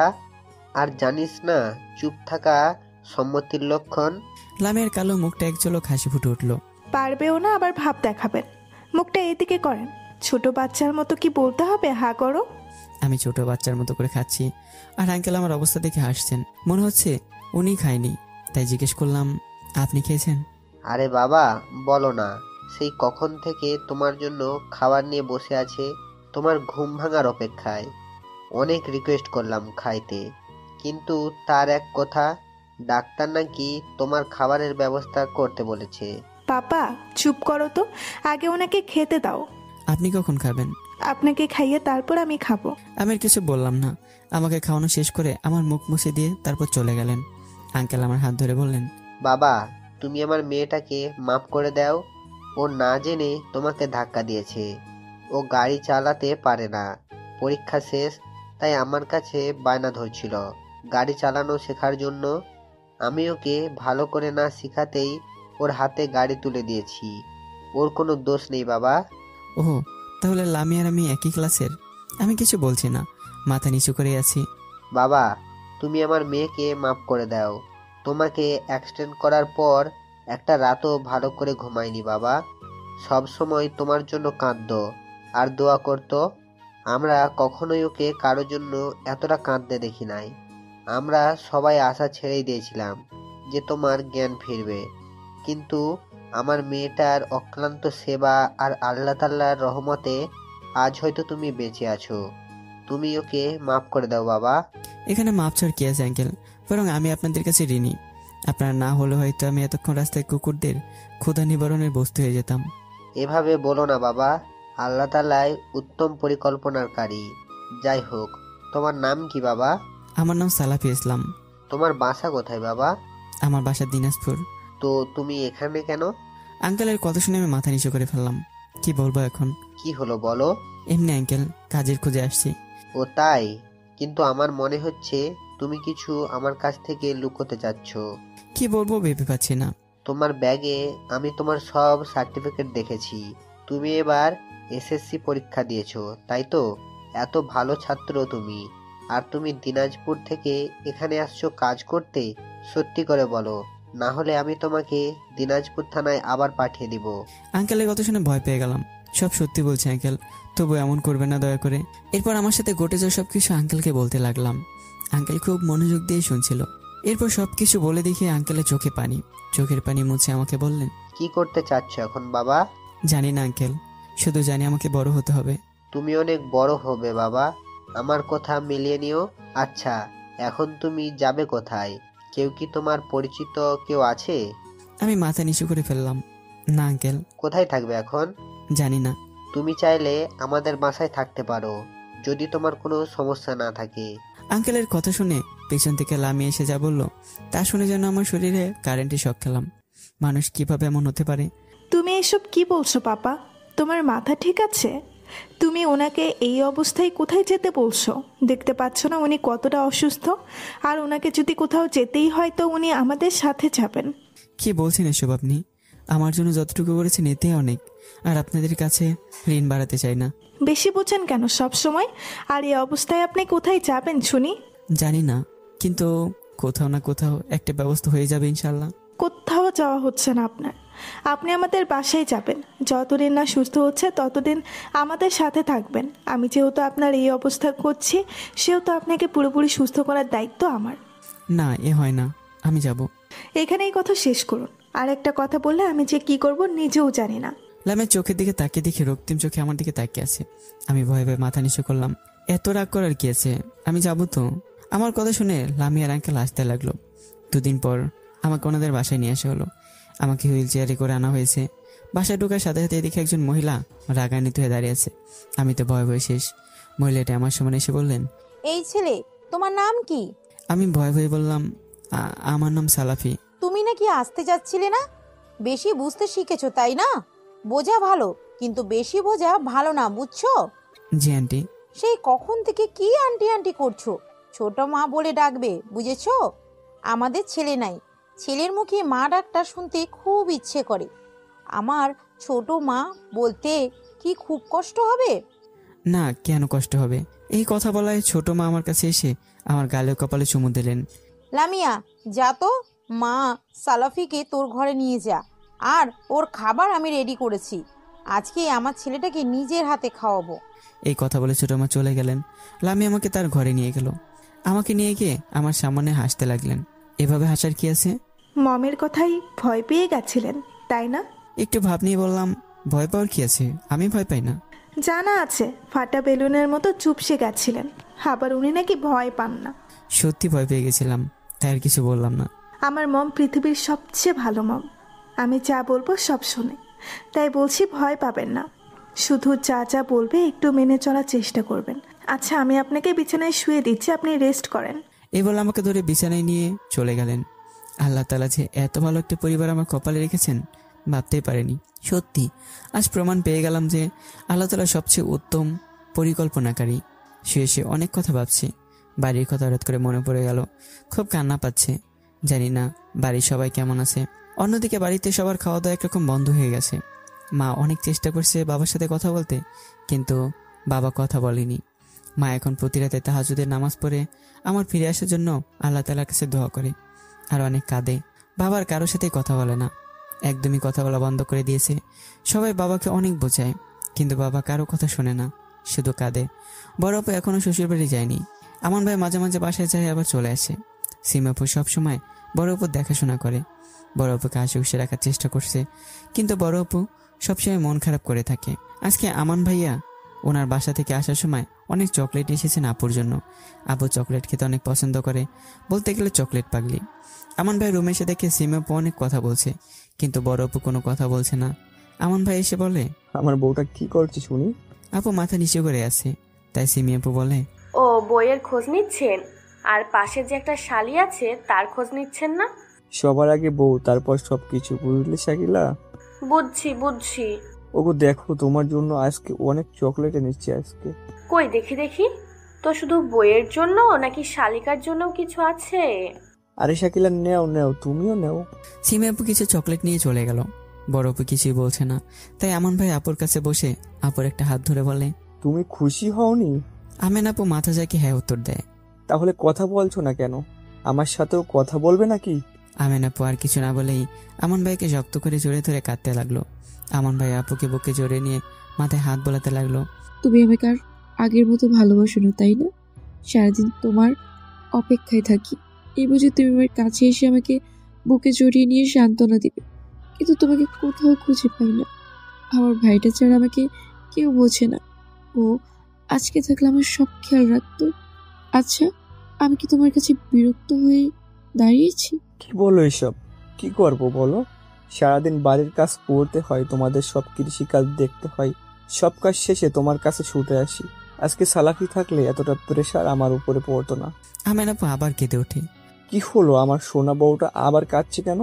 আজ কতদিন হয়ে গেল আমার ভাইটাকে কেউ খুঁজে এনে দিতে পারলে না। আমার ভাইটা কোথায় আছে, কেমন আছে, কিচ্ছু জানি না আমি, আর পারছি না আমি। প্লিজ তুমি আমার ভাইটাকে খুঁজে এনে দাও, আমি আর তোমার কাছে কিচ্ছু চাইবো না। কি করব বলো? সব জায়গায় খোঁজ নেওয়া শেষ, পত্রিকায় পর্যন্ত দিয়েছি, তবুও খোঁজ পাওয়া যাচ্ছে না। আমাকে আর কি করতে বলছো বলো? বড় আপু আবার কাঁদতে লাগে। আমান ভাইয়া আপুকে বুকে জড়িয়ে নিয়ে সান্ত্বনা দিচ্ছে।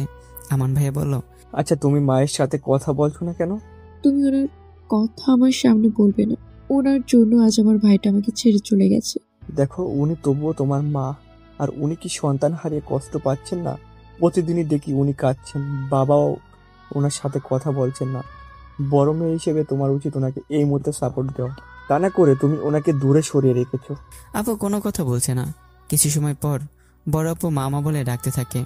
মা ডাক শুনে তাড়াতাড়ি রুমে এসে চলে আসে। এসে দাঁড়িয়ে পড়ে মাথা নিচু করে, আর চোখ দিয়ে পানি পড়ছে, কারণ এই কয়েকদিনে আপু একদমই মায়ের সাথে কথাই বলেনি।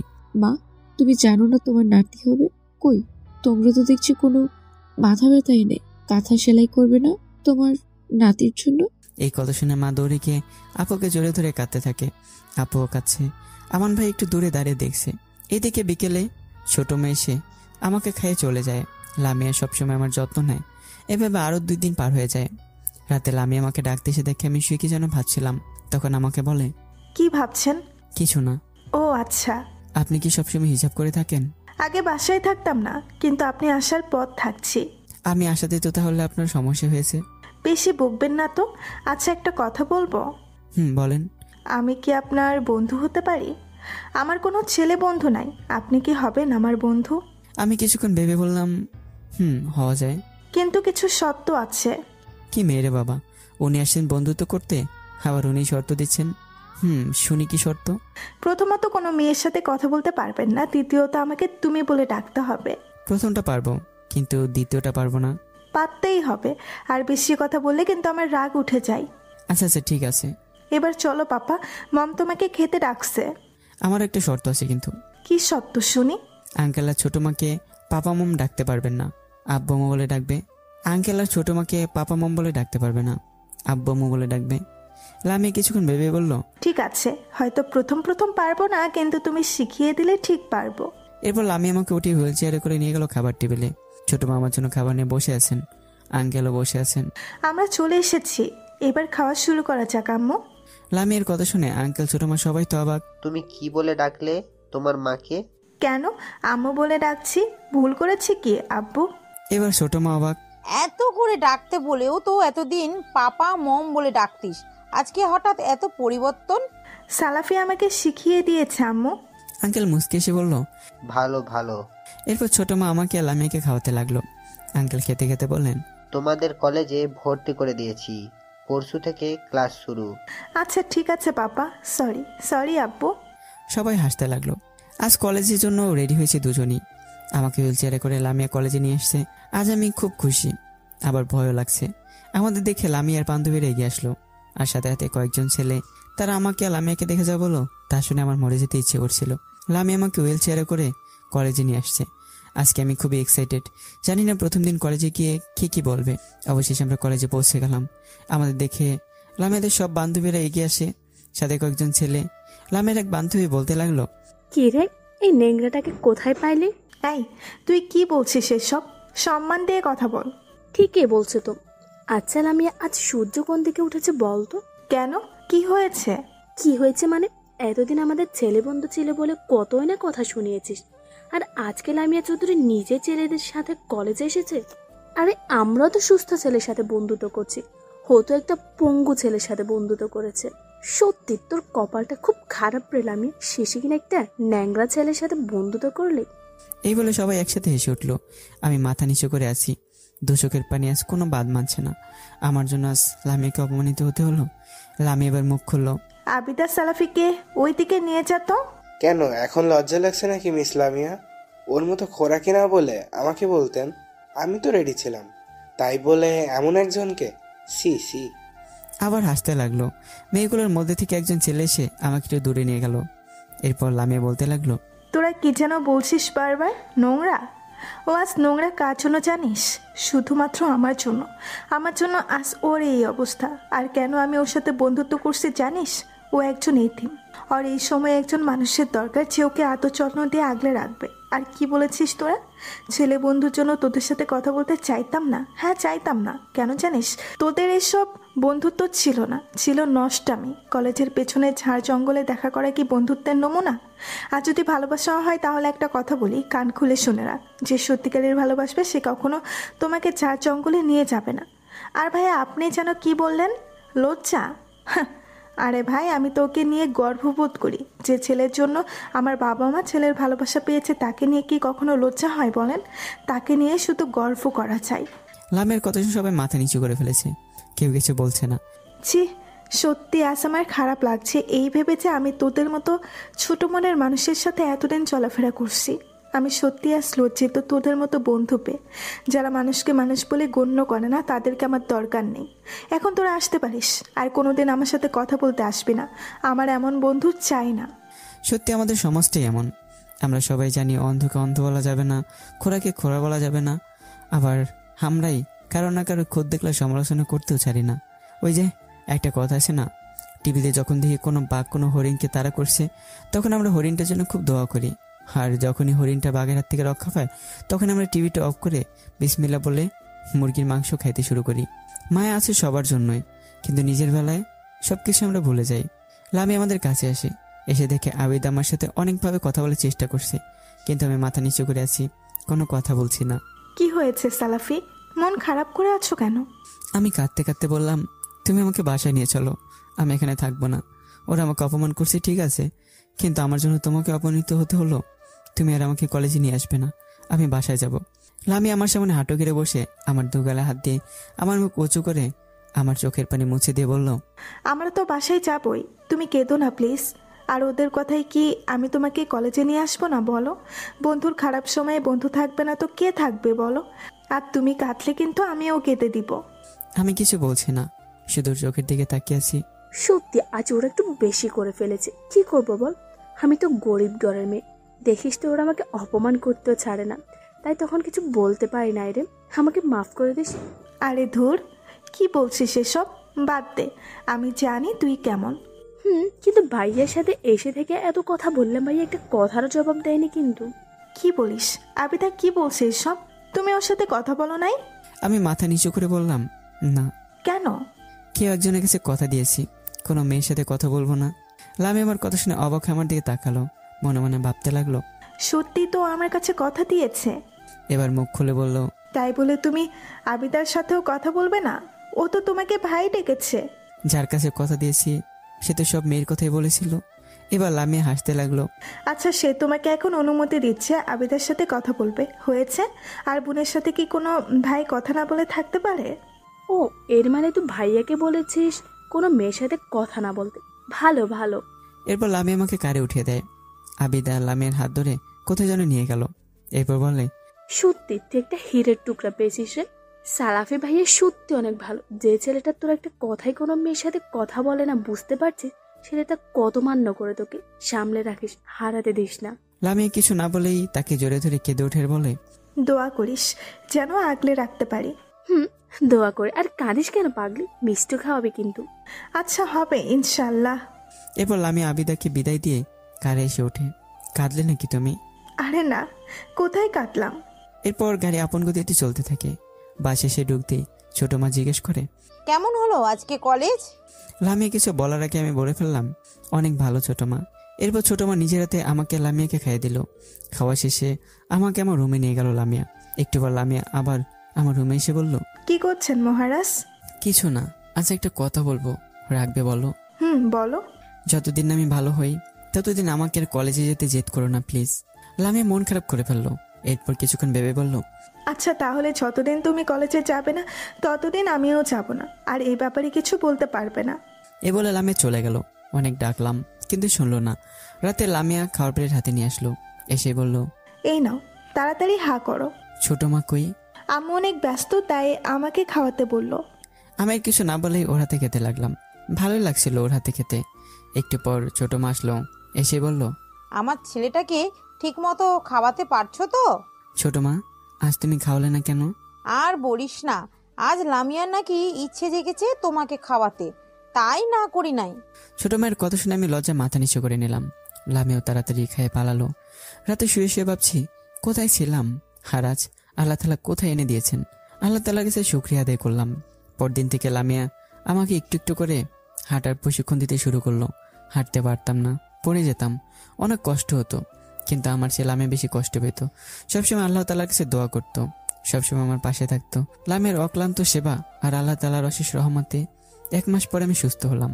আজ একসাথে কলেজে এসেছি, সবাই আমাদের দিকে তাকিয়ে আছে। লামিয়ার সব বান্ধবীরা আমার কাছে এসে ক্ষমা চায়। লামিয়া ক্ষমা করবে না, অবশেষে আমার কথায় মাফ করে, কিন্তু আমি ওদের কারোর সাথেই কথা বলি নাই। এভাবে দিন চলতে লাগলো। যত দিন যাচ্ছে আমাদের বন্ধুত্বটা গাঢ় হতে থাকে। লামিয়ার কেয়ার করে দিন দিন বাড়তে থাকে। এভাবে 6 মাস অতিবাহিত হয়ে যায়। একদিন ছোট মা আমাকে বাজার থেকে কিছু সবজি আনতে বলে। আমি হেঁটে হেঁটে যাচ্ছিলাম, হঠাৎ দেখি একজন মেয়ে রিক্সায় করে যাচ্ছে, আর ওনার ওড়না চাকায় প্যাঁচ লাগছে। তাই দৌড়ে গিয়ে ওনার ওড়নাটা টান দেই, এতে ওনার বুক থেকে ওড়নাটা পড়ে যায়। এই কুত্তার বাচ্চা, রাস্তাঘাটে মেয়েদের ওড়না ধরে টানিস? বাসায় তোর মা বোন নাই? মেয়েটির চর খেয়ে আমি মাথা নিচু করে দাঁড়িয়ে আছি। আমি কিছু বলছি না, মাথা নিচু করেই আছি। কি হলো, কথা বলছিস না কেন? মেয়েদের ওড়না ধরে টানতে ভালো লাগে তাই না? বাবা মায়ের সঠিক শিক্ষা দিতে পারেনি। এমনি লোকে বলে যে বাবা মা যেমন তাদের সন্তানও তেমন হয়। কুকুরের পেট থেকে তো কুকুরের বাচ্চাই বের হবে, তাই না? এবার আমার চোখ দিয়ে পানি বেরিয়ে আসলো। আমার চোখ দিয়ে পানি টপ টপ করে পড়ছে। কি হলো, মুখে কি ক্লুফ লেগেছে? তোদের মতো ছেলেদের কারণে আজ আমরা বাইরে বেড়াতে ভয় পাই। তোদের মতো রাস্তার কুকুরের জন্য আমরা সুরক্ষিত না। তোদের মতো রাস্তার কীটের জন্য আজ আমাদের দেশে হাজার হাজার মেয়ে ধর্ষণ হচ্ছে। তোদেরকে তো পুলিশে দেওয়া উচিত। এই, আপনারা কেউ পুলিশে ফোন করেন তো। ইতিমধ্যে অনেক মানুষও জমা হয়েছে। ভিড়ের ভিতর থেকে একজন ছেলে বেরিয়ে এসে বললেন, কি হয়েছে আপু? দেখেন না ভাইয়া, ওই ছেলেটা দৌড়ে এসে আমার ওড়না ধরে টানছে, আবার কোনো কথা বলছে না, মনে হচ্ছে বোবা। উনি যা বলছেন তা কি সত্যি? হ্যাঁ সত্যি, কিন্তু আমি কোনো খারাপ উদ্দেশ্য ওনার ওড়না ধরে টান দিইনি।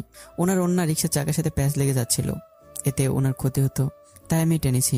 বিশ্বাস করেন ভাই। সবাই তখন রিক্সার চাকায় লক্ষ্য করে, সবাই দেখে বলে সত্যিই তো। ছেলেটা আপনাকে বাঁচানোর জন্য এত কিছু করলো, আর আপনি কত কি বলে ওকে অপমান করলেন, এমনকি ওর বাবা মা তুলে কথা বললেন। তবুও দেখেন, ছেলেটি এখন পর্যন্ত একটা কথাও আপনাকে বলে নাই। আচ্ছা, আপনাদের মেয়েদের কি সমস্যা বলেন তো? সব ছেলেদের কি আপনারা একই মনে করেন? মেয়েটি মাথা নিচু করে বলল, সরি। সরি বললেই কি সবকিছু মাফ হয়ে যায়? যান, ওর কাছে গিয়ে মাফ চান। আমি কিছু না বলে কাউকে কিছু বলার সুযোগ না দিই উল্টো পথে আসার দিকে হাঁটা দিলাম। সত্যি আজ খুব খারাপ লাগছে। মানুষের উপকার করতে নেই। বর্তমানে মানুষ উপকারীর উপকার স্বীকার করতে পারে না। আজকে আপনাদের মতো কিছু মানুষের জন্য মানুষ একে অপরের উপকার করতে ভয় পায়। আসলে আপনারা উপকারের যোগ্যই না।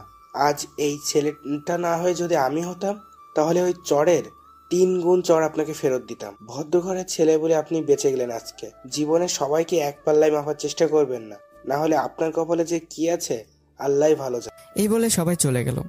আমি বাসায় চলে আসলাম। এসে ছোট মাকে সবজি দিয়ে সোজা রুমে চলে আসলাম। একটু পর লামিয়া চলে আসলো। কি রে মহারাজ, কি করিস? আমি মাথা নিচু করে আছি, মন খারাপ, তাই কথা বলতে ইচ্ছে করছে না। কি রে, কথা বলছিস না যে? ভালো লাগছে না, যাও এখান থেকে। কি হয়েছে তোর? শরীর খারাপ করছে নাকি? আমাকে বল। আমার এমনিতে ভালো লাগছে না, তুই যা এখন প্লিজ। না, যাবো না, আমি এখানেই থাকবো। মাথায় রাগ উঠে গেল, তাই ধমক দিয়ে বললাম, কথা কানে জানা তোর, তাই না? এতবার বলছি তবু শুনতে পাচ্ছিস না? যা এখান থেকে। ও, এটা তো আবার তোর রুম। আচ্ছা, আমি চলে যাচ্ছি। এই বলে আমি বাসা থেকে বেরিয়ে নদীর তীরে চলে আসলাম। এসে নির্জন জায়গায় অনেকক্ষণ কাঁদলাম। আজ আমার জন্য আবার আমার মা বাবাকে কথা শুনতে হলো, আমার জন্য আমার বোনকেও কথা শুনতে হলো। সত্যি আমি একজন অযোগ্য সন্তান। আবার অযথাই লামিয়াকে রাগ দেখালাম। মেয়েটা আমার জন্য কি না করেছে, আর ওর সাথে খারাপ ব্যবহার করলাম। আজ নিজেকে খুব ছোট মনে হচ্ছে। একা একা অনেকক্ষণ কাঁদলাম। এবার রাতে বাসায় আসলাম। বাসায় আসতেই ছোট মামাকে ভালো করে দেখে বলতে লাগলো, কোথায় ছিলিস এতক্ষণ? বাইরে ছিলাম একটু। কি হয়েছে তোর? কি হয়েছে আবার? কিছু হয়নি তো। কি হয়েছে কি না তোমার চোখ দেখেই বোঝা যাচ্ছে। আচ্ছা আয়, খেয়ে নে। লামিয়া কই? ও নাকি আজ খাবে না। কেন? জানি না বাপু, তোরা দুইজন আমাকে পাগল করে দিচ্ছিস। বুঝলাম মহারানী খুব রাগ করেছে। ছোট মা, তুমি একটা প্লেটে ভাত সাজাও, আমি ফ্রেশ হয়ে আসি। এবার ফ্রেশ হয়ে ভাতের প্লেট নিয়ে লামিয়ার রুমের সামনে গিয়ে দরজায় টোকা দিতেই দরজা খুলে যায়। এরপর ভিতরে ঢুকে লাইট দিয়ে দেখি লামিয়া মুখে ঢাকা দিয়ে ঘুমিয়ে আছে। তাই ওর মুখের উপর থেকে চাদরটা সরে ওকে দেখে তো আমি অবাক। এ কি আসলে লামিয়া নাকি অন্য কেউ, নাকি পরি? সত্যি আমি তো অবাকই শীর্ষে। আমার মুখ দিয়ে কোনো কথা বেরোচ্ছে না। আজ প্রথমবার আমাকে দেখলাম। ও যে কতটা সুন্দর বলে বোঝাতে পারবো না। দেখে মনে হয় কাঁদতে কাঁদতে ঘুমিয়ে গেছে। আজ আমার জন্য কে কাঁদতে হয়েছে, নিজের কাছে খুব খারাপ লাগছে। এরপর আমি ওর বিছানায় বসে ওর মাথাটা আমার কোলে রেখে চোখের পানি দাগগুলো মুছে দিলাম। পাগলি এইটুকুতে কি এত কাঁদে? এলামিয়া ওঠো। আম্মু ঘুমাতে দাও, ডিস্টার্ব করিও না তো। এই, আমি তোর মা না, ওঠ কুত্তি। আমার কথা শুনে ঝটপট করে লামিয়া উঠে বলল, ওই কুত্তা, তুই আমার রুমে কেন? তখন আমাকে চলে যেতে বলে এখন তুই আসলি কেন? সরি।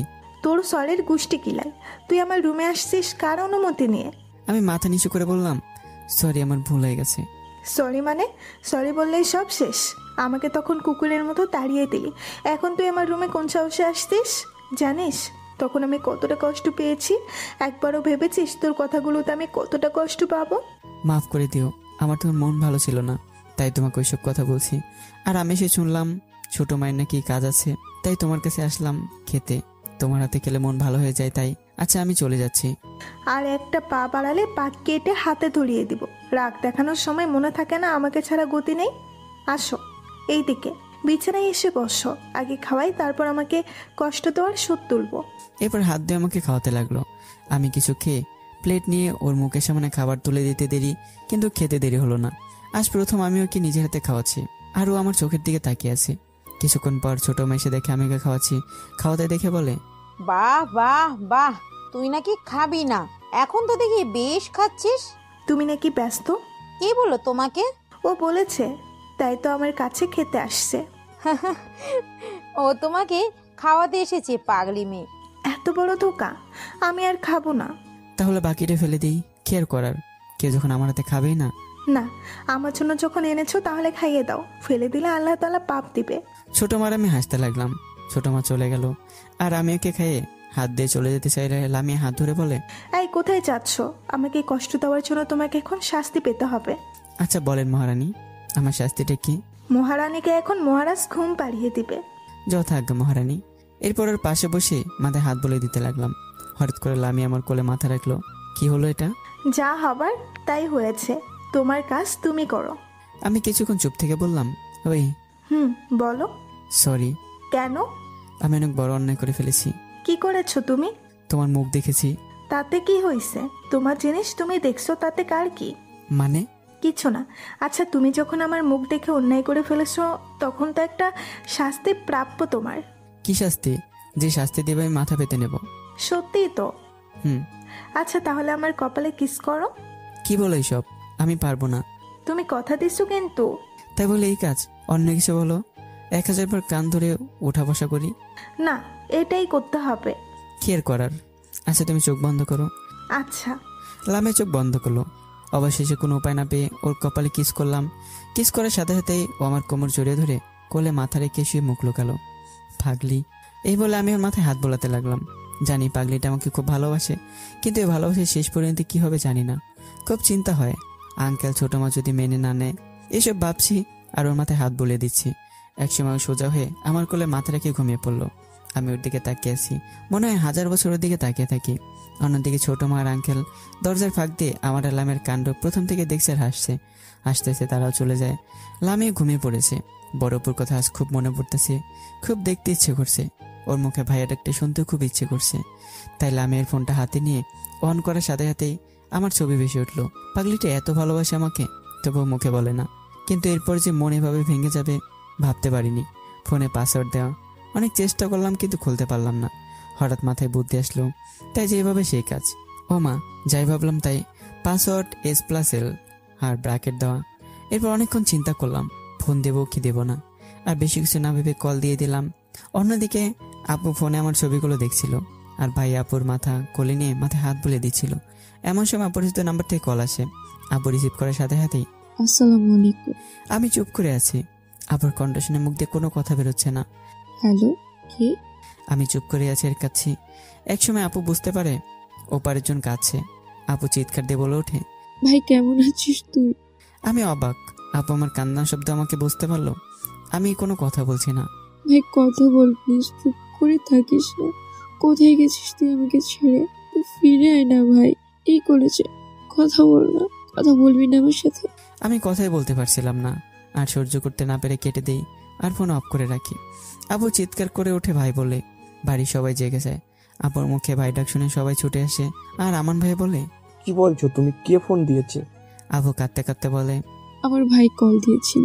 আমি নিশ্চিত ওটা আমার বাবু। আমার বাবু আমার সাথে কথা বলে নাই। আমার বাবু আমাকে ফোন দিয়েছে, তুমি দেখো। আমার বাবু আমাকে ফোন দিয়েছে, তুমি একবার কল দিয়ে দেখো না প্লিজ। বাবা, বলছিলাম না আমার ভাই আমার সাথে কথা না বলে থাকতে পারবে না। আমার বাবা আমাকে ফোন দিয়েছিল বাবা। আমান ভাই অনেক চেষ্টা করে, কিন্তু আর কল ঢোকে না। কি হলো? আমাকে দাও, আমার বাবুর সাথে কথা বলবো। তুমি শান্ত হও, এটা তোমার মনের ভুল। ওটা রং নাম্বার হতে পারে, ওটা সালাফি না। তুমি মিথ্যা বলছো। আমার ভাই আমাকে কল দিয়েছিল, আমি ওর কান্নার শব্দ চিনি। শান্ত হও প্লিজ, তুমি হয়তো বুঝতে পারোনি। না, আমি ঠিক বুঝেছি ওটা আমার ভাই ছিল। তোমাকে বিশ্বাস করো না। জানো বাবা, আমার ভাইটা খুব কাঁদছিল। আমার ভাইটার কান্নার জন্য আমার সাথে কথাই বলতে পারছিল না। আর আমার বাবুর কান্না চিনি বাবা। আগে ওর যখন মন খারাপ হতো, ও আমার কাছে ফোন দিয়ে কান্না করতো। তোমরা আমাকে বিশ্বাস করো, ওটা আমার ভাই ছিল। আপুর কথা শুনে বাবা দপ করে বসে পড়ে আর আমার নাম ধরে চিৎকার করে কাঁদতে থাকে। মা, সিমি সবাই কাঁদছে। আমি তোমার পায়ে পড়ছি, তুমি আমাকে বিশ্বাস করো, ওটা আমার বাবা ছিল। তুমি আমাকে ভাইকে ফিরিয়ে এনে দাও। আমি তোমার কাছে কিচ্ছু চাই না, তুমি আমার ভাইকে এনে দাও। আমান ভাই আব্বুকে পা থেকে উঠিয়ে জড়িয়ে ধরে কাঁদতে কাঁদতে বলে, আমি কি করব বলো? আমি কি এমন চেষ্টা করছি? আমার যতটুকু সম্ভব তার থেকেও বেশি চেষ্টা করছি। যে হারিয়ে যায় তাকে পাওয়া যায়, কিন্তু যে নিজ থেকে হারিয়ে যায় তাকে পাওয়া যায় না। তুমি শান্ত হও, তোমার এই সময় বেশি উত্তেজিত হওয়া যাবে না। বেবির ক্ষতি হবে, খালাপির কলিজার ক্ষতি হবে, তুমি বুঝতেছো না কেন? দুজনে কাঁদতে থাকে। সেই রাতে ওই নাম্বার অনেক চেষ্টা করেছে, কিন্তু আর আমাকে কলে পায়নি। সারা রাত সবাই কেঁদেছে। অন্যদিকে আমি কল কেটে দিয়ে হামা করে কাঁদতে শুরু করি। আমার কান্না শব্দে লামের ঘুম ভেঙে যায়। ওটা আমাকে শক্ত করে জড়িয়ে ধরে বলে, কি হয়েছে? তুমি কাঁদছো কেন? খারাপ লাগছে নাকি তোমার? অসুস্থ লাগছে কি? তোমার কোথায় সমস্যা হচ্ছে আমাকে বলো। আমি কিছুই বলছি না, শুধু ওকে জড়িয়ে ধরে কাঁদছি। কি হয়েছে আমাকে বলো। আমি কি তোমাকে বেশি শাস্তি দিয়ে ফেলেছি? এই দেখো কান ধরছি, আর তোমাকে শাস্তি দিব না, তবুও তুমি চুপ করো। জানো না তোমার কান্না আমার সহ্য হয় না। তবুও আমি কাঁদতে আছি। আমার কান্না শব্দে আঙ্কেল, ছোট মা সবাই জেগে গেছে। ওরা এসে হাজির হয়েছে। আঙ্কেল বুঝতে পেরেছেন, আর ছোট মা হয়তো কিছুটা, ওনারাও কাঁদছেন। কিছুক্ষণ জড়িয়ে থাকার পর কিছুটা শান্ত হলাম। আমার ছেলে আমি আমাকে বেশি শক্ত করে জড়িয়ে ধরে আছে। আব্বু, আম্মু, তোমরা যাও, আমি আসছি। আঙ্কেল ও ছোট মা চলে গেলেন। কি হয়েছে তোমার? আমি তোমাকে খুব কষ্ট দিয়ে ফেলেছিলাম, তাই না? সরি, আর কোনো দিন এরকম হবে না। এভাবে বলো না প্লিজ, আমাকে একটু ঘুম পাড়িয়ে দেবে। এই বলে আমি লামের কোলে মাথা রেখে শুয়ে পড়লাম। লামি আমার মাথায় হাত বুলিয়ে দিচ্ছে। কিছুক্ষণ পর আমি বললাম, তোমার সিমটা আমাকে দেবে? লামের সাথে সাথে সিমটা খুলে আমার হাতে দিল। সারা রাত আমার মাথায় হাত বোলাতে লাগলো, আর আমি চোখ বন্ধ করে ওর হাতের উষ্ণ ভালোবাসার ছোঁয়া নিতে ব্যস্ত। এভাবে কখন যে ঘুমিয়ে গেছে মনে নেই। সকালে লামে নিজের হাতে নাস্তা বানিয়ে আমাকে ডেকে নিজের হাতে খাওয়ালো। সত্যি বলতে কি আমি নিজের হাতে খাই না বললেই চলে। আঙ্কেল আমার মনের অবস্থা বুঝতে পেরে লামিয়াকে বললেন যেন আজকে একটু ঘুরতে যাই। সারাদিন অনেক জায়গায় ঘুরলাম, অনেক কিছু খেলাম, অনেক মজাও করলাম। এভাবেই দিন চলতে লাগলো। আরও চলে গেল 3 মাস। আজকে লামিয়া সহ কলেজে গেলাম। গিয়েই আবিদের সাথে দেখা। লামিয়া গিয়ে আবিদের সাথে ভাগ হয়ে গেল। আমি আলাদা হয়ে গেলাম। একটু দূরে যেতে শুনতে পেলাম কে যেন পিছন থেকে ভাইয়া ভাই বলে ডাকছে। আমি গিয়ে পিছন দিকে যাকে দেখলাম তাতে আমার মাথায় রাগ উঠে গেল। পিছনে ফিরে দিকে সেদিন এসে মেয়েটি, যার প্রাণ বাঁচানোর জন্য ওড়না ধরে টেনেছিলাম। পিছনে একবার ওই মেয়েটিকে দেখে সামনে হাঁটা শুরু করলাম, কিন্তু মেয়েটি দৌড়ে আমার সামনে এসেই দাঁড়িয়ে বলতে শুরু করলো, এত ডাকছি শুনছেন না কেন? আর পালাচ্ছেন কেন? আমি কি বাঘ নাকি ভাল্লুক? আমি মাথা নিচু করে আছি, কোনো কথা বলছি না। কি হলো, কথা বলছেন না যে? আমি কিছুই বলছি না। যাই হোক, আমি রিমিন, এখানে নতুন ভর্তি হয়েছি। আপনি কোন ইয়ারে? তবু আমি চুপ করে আছি। সেদিনকার জন্য সরি ভাইয়া, আমি বুঝতে পারি নাই। না বুঝে আপনাকে অনেক অপমান করেছি। আপনার মা বাবা পর্যন্ত তুলে কথা বলেছি। জানি আমি কখনো ক্ষমা পাওয়ার যোগ্য না, তবু আপনার কাছে হাত জোড় করছি ভাইয়া, আমাকে মাফ করে দেন। আমি তবুও মাথা নিচে করে আছি, আর মনে মনে ভাবছি লামি যদি দেখে ফেলে আমি কোনো মেয়ের সাথে ভেবে দাঁড়িয়ে আছি, তাহলে তো আমি শেষ। আমি কথা বলছি না বলে এবার রিমি আমার হাত ধরে ফেলে আর মাপ চাইতে থাকে। কিন্তু হঠাৎ করে লামিয়া কোত্থেকে যেন এসে আমার হাত থেকে রিমির হাত আলাদা করে ঠাস ঠাস করে চড় মেরে কোনো কিছু না বলে কাঁদতে কাঁদতে চলে যায়। আমের পিছনে ছুটতে থাকি, কিন্তু আমাকে রেখে চলে যায়। আমি একটা রিক্সা নিয়ে পেছন পেছন বাসার দিকে চলে আসি। এসে ছোট মা বলে, সারাফি, লামিয়ার কি হয়েছে বাবা? ও কাঁদতে কাঁদতে কেন জানি বাসায় এসে রুমে ঢুকে দরজা লাগিয়ে দিল। কি বলবো ভেবে পাচ্ছিলাম না। কিছু না ছোট মা, একটু ভুল বোঝাবুঝি হয়েছে, আমি দেখছি। আমি রুমে এসে বইয়ের ব্যাগটা রেখে লামিয়ার রুমে গেলাম। গিয়ে দরজা নক করার জন্য হাত দিতে দরজা খুলে গেল। রুমে ঢুকে দেখি লামিয়া উপরে শুয়ে আছে আর কাঁদছে। আমি আমার মাথায় হাত রাখতেও পিছন ফিরে আমাকে দেখে ঝাটকে হাত দূরে সরিয়ে দিয়ে বলল, তুই তোর এই নোংরা হাত দিয়ে আমাকে স্পর্শ করবি না, আমার থেকে দূরে থাক। কি বলছো এসব তুমি? আমি ঠিকই বলছি, তোর এইসব নোংরা হাত, জানি না আর কত মেয়ের হাত ধরেছিস।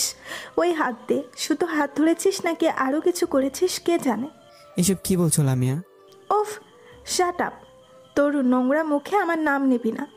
আর তুই আমার রুমে ঢোকার সাহস করে পাইলি? আমি মাথা নিচু করে আছি। কি হলো, উত্তর দে। রাস্তার ছেলে হয়ে আমার রুমে আসার অনুমতি তুই কোথায় পাইলি? আমি কিছুই বলছি না। এবার আমার চোখ দিয়ে পানি পড়তে লাগলো। রাস্তার কুকুরকে খাওয়ালেও সে বেইমানি করে না, আর তুই তো রাস্তার কুকুরের চেয়েও নিকৃষ্ট। আমার বাবার খাইস, আমার বাবার টাকায় ফুটানি করিস, আবার আমাদের সাথে বেইমানি করিস। আচ্ছা, তোর জন্য আমরা কি করি নাই বল? তবুও কেন এরকম করলি? আমি মাথা নিচু করে কাঁদছি। তুই কাল সকালেই এই বাড়ি ছেড়ে চলে যাবি। তোর মুখ যেন কালকের পর এই বাড়িতে না দেখি। সত্যি তোকে দেখে আজ আমার ঘৃণা হচ্ছে। তোর মতো রাস্তার ভিখারিকে কিভাবে এই লামিয়া চৌধুরী বন্ধু বানালো।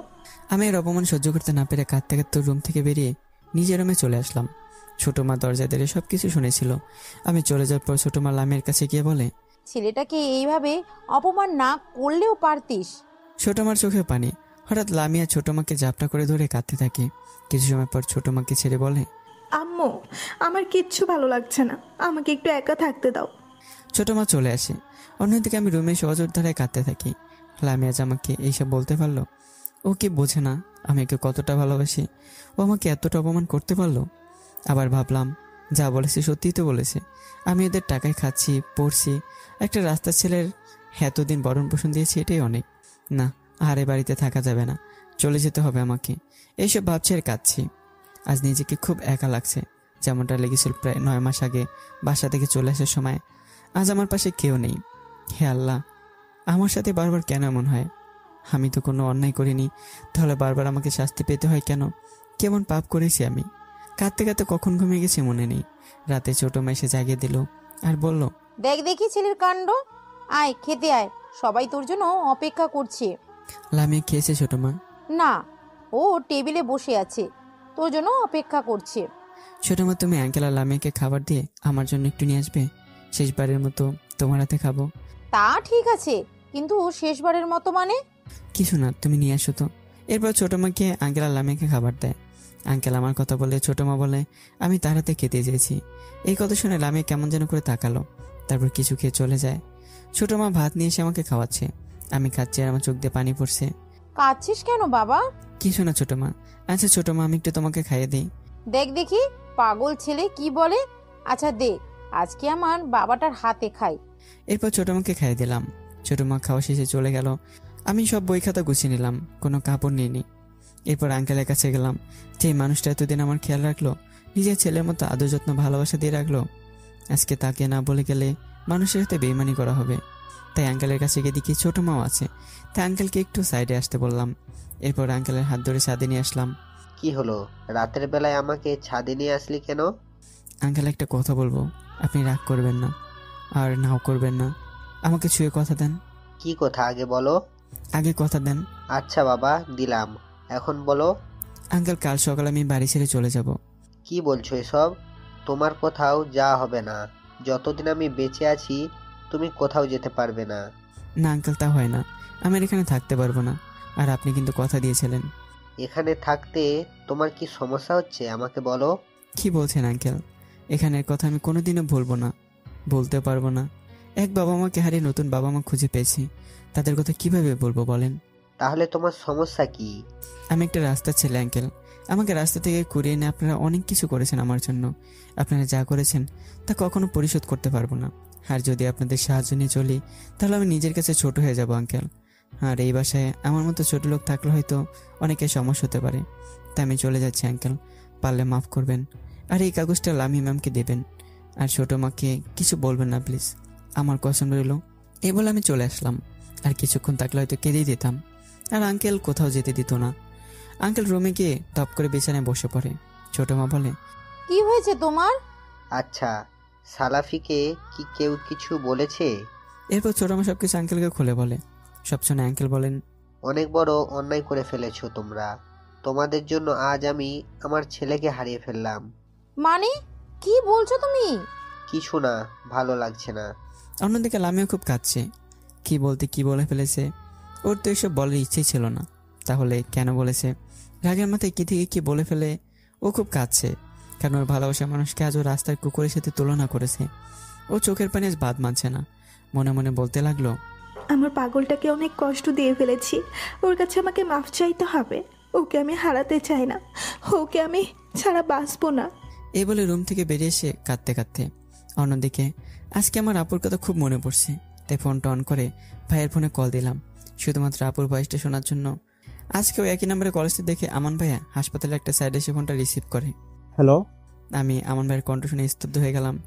কেমন আছিস ভাই? কোথায় আছিস তুই? আমান ভাই আমাকে চিনতে পেরেছে, তাই কল কেটে দিতে চাইলে বলল, তোর আপুর কসম কল কাটবি না। আমি ভালো করে জানি তুই সালাফি, আচ্ছা শোন না, একটা সুখবর আছে তোর জন্য। কি সুখবর? তোর ভাগ্নি হয়েছে, একদম তোর মতো দেখতে। কি বলছেন ভাইয়া? আমার ভাগ্নি হয়েছে? কোথায় আমার ভাগ্নি? আর আপু কেমন আছে? তোর আপু ভালো আছে আর আমরা হাসপাতাল আছি। তুই কোথায় আছিস বল ভাই? সব মান অভিমান শেষ করে চলে আয় প্লিজ। তোর আপু সব সময় তোর জন্য কাঁদে, কিছু খায় না, শুধু তোর নাম ধরেই কাঁদে আর বলে তুই ফিরে আসবি। তুই আর রাগ করে থাকিস না ভাই, তোর ভাগ্নির কথা চিন্তা করে ফিরে আয়। আর না হলে আমাকে বল তুই কোথায় আছিস। আমি অনেক দূরে আছি ভাইয়া, ছুটে যেতে ইচ্ছে করছে কিন্তু কোনো উপায় নেই ভাইয়া। জানি না কোনোদিন ফিরবো কিনা। আপু আর মামনি খেয়াল রাখবেন, আর আপুকে আমার কথা বলবেন না দয়া করে। ভালো থাকবেন, আর আব্বা আমারও খেয়াল রাখবেন। আল্লাহ হাফেজ। ভাই একটা কথা। আমি কল কেটে দিয়ে মাটিতে পড়ে কাঁদতে লাগলাম। আজ আমার আপুটার খুব কষ্টের দিন, আমি ওর কাছে নেই। আমি পারলাম না আপুর কাছে থেকে ওর হাত ধরে বলতে যে আপু চিন্তা করিস না, তোর ভাই তোর পাশে আছে। আমি বলতে পারলাম না আপু তুই ভেঙে পড়িস না, তোর ভাই তোর কিছু হতে দেবে না। আমি পারলাম না আমার আপুর পাশে থেকে ওর কষ্টগুলোকে ভাগাভাগি করে নিতে। আমি পারলাম না আমার ভাগ্নিটাকে কোলে নিয়ে বলতে যে দেখো আম্মু, আমি তোমার মামা, আমাকে মাফ করে দিস আপু। আমি একজন ভালো ভাই হতে পারলাম না, আমি একজন দায়িত্বশীল ভাই হতে পারলাম না, আমি একজন ভালো মামা হতে পারলাম না। অনেকক্ষণ কাঁদলাম। একসময় উঠে বইয়ের ব্যাগ হতে আপুর একটা ছবি বাহির করে নিজে নিজে বলতে লাগলাম, হে আপু, তুই কি শুনতে পাচ্ছিস? হয়তো শুনতে পাচ্ছিস। দেখ, কয়েকটা দিনের ব্যাপার, তোর বিয়ে হলো, আমান ভাইয়ের মতো একটা রাজপুত্র পেলি, আমাদের সবাইকে ছেড়ে চলে গেলি। যাওয়ার দিন সে কি কান্না তোর, আমাকে ছাড়তেই চাচ্ছিলিস না তুই।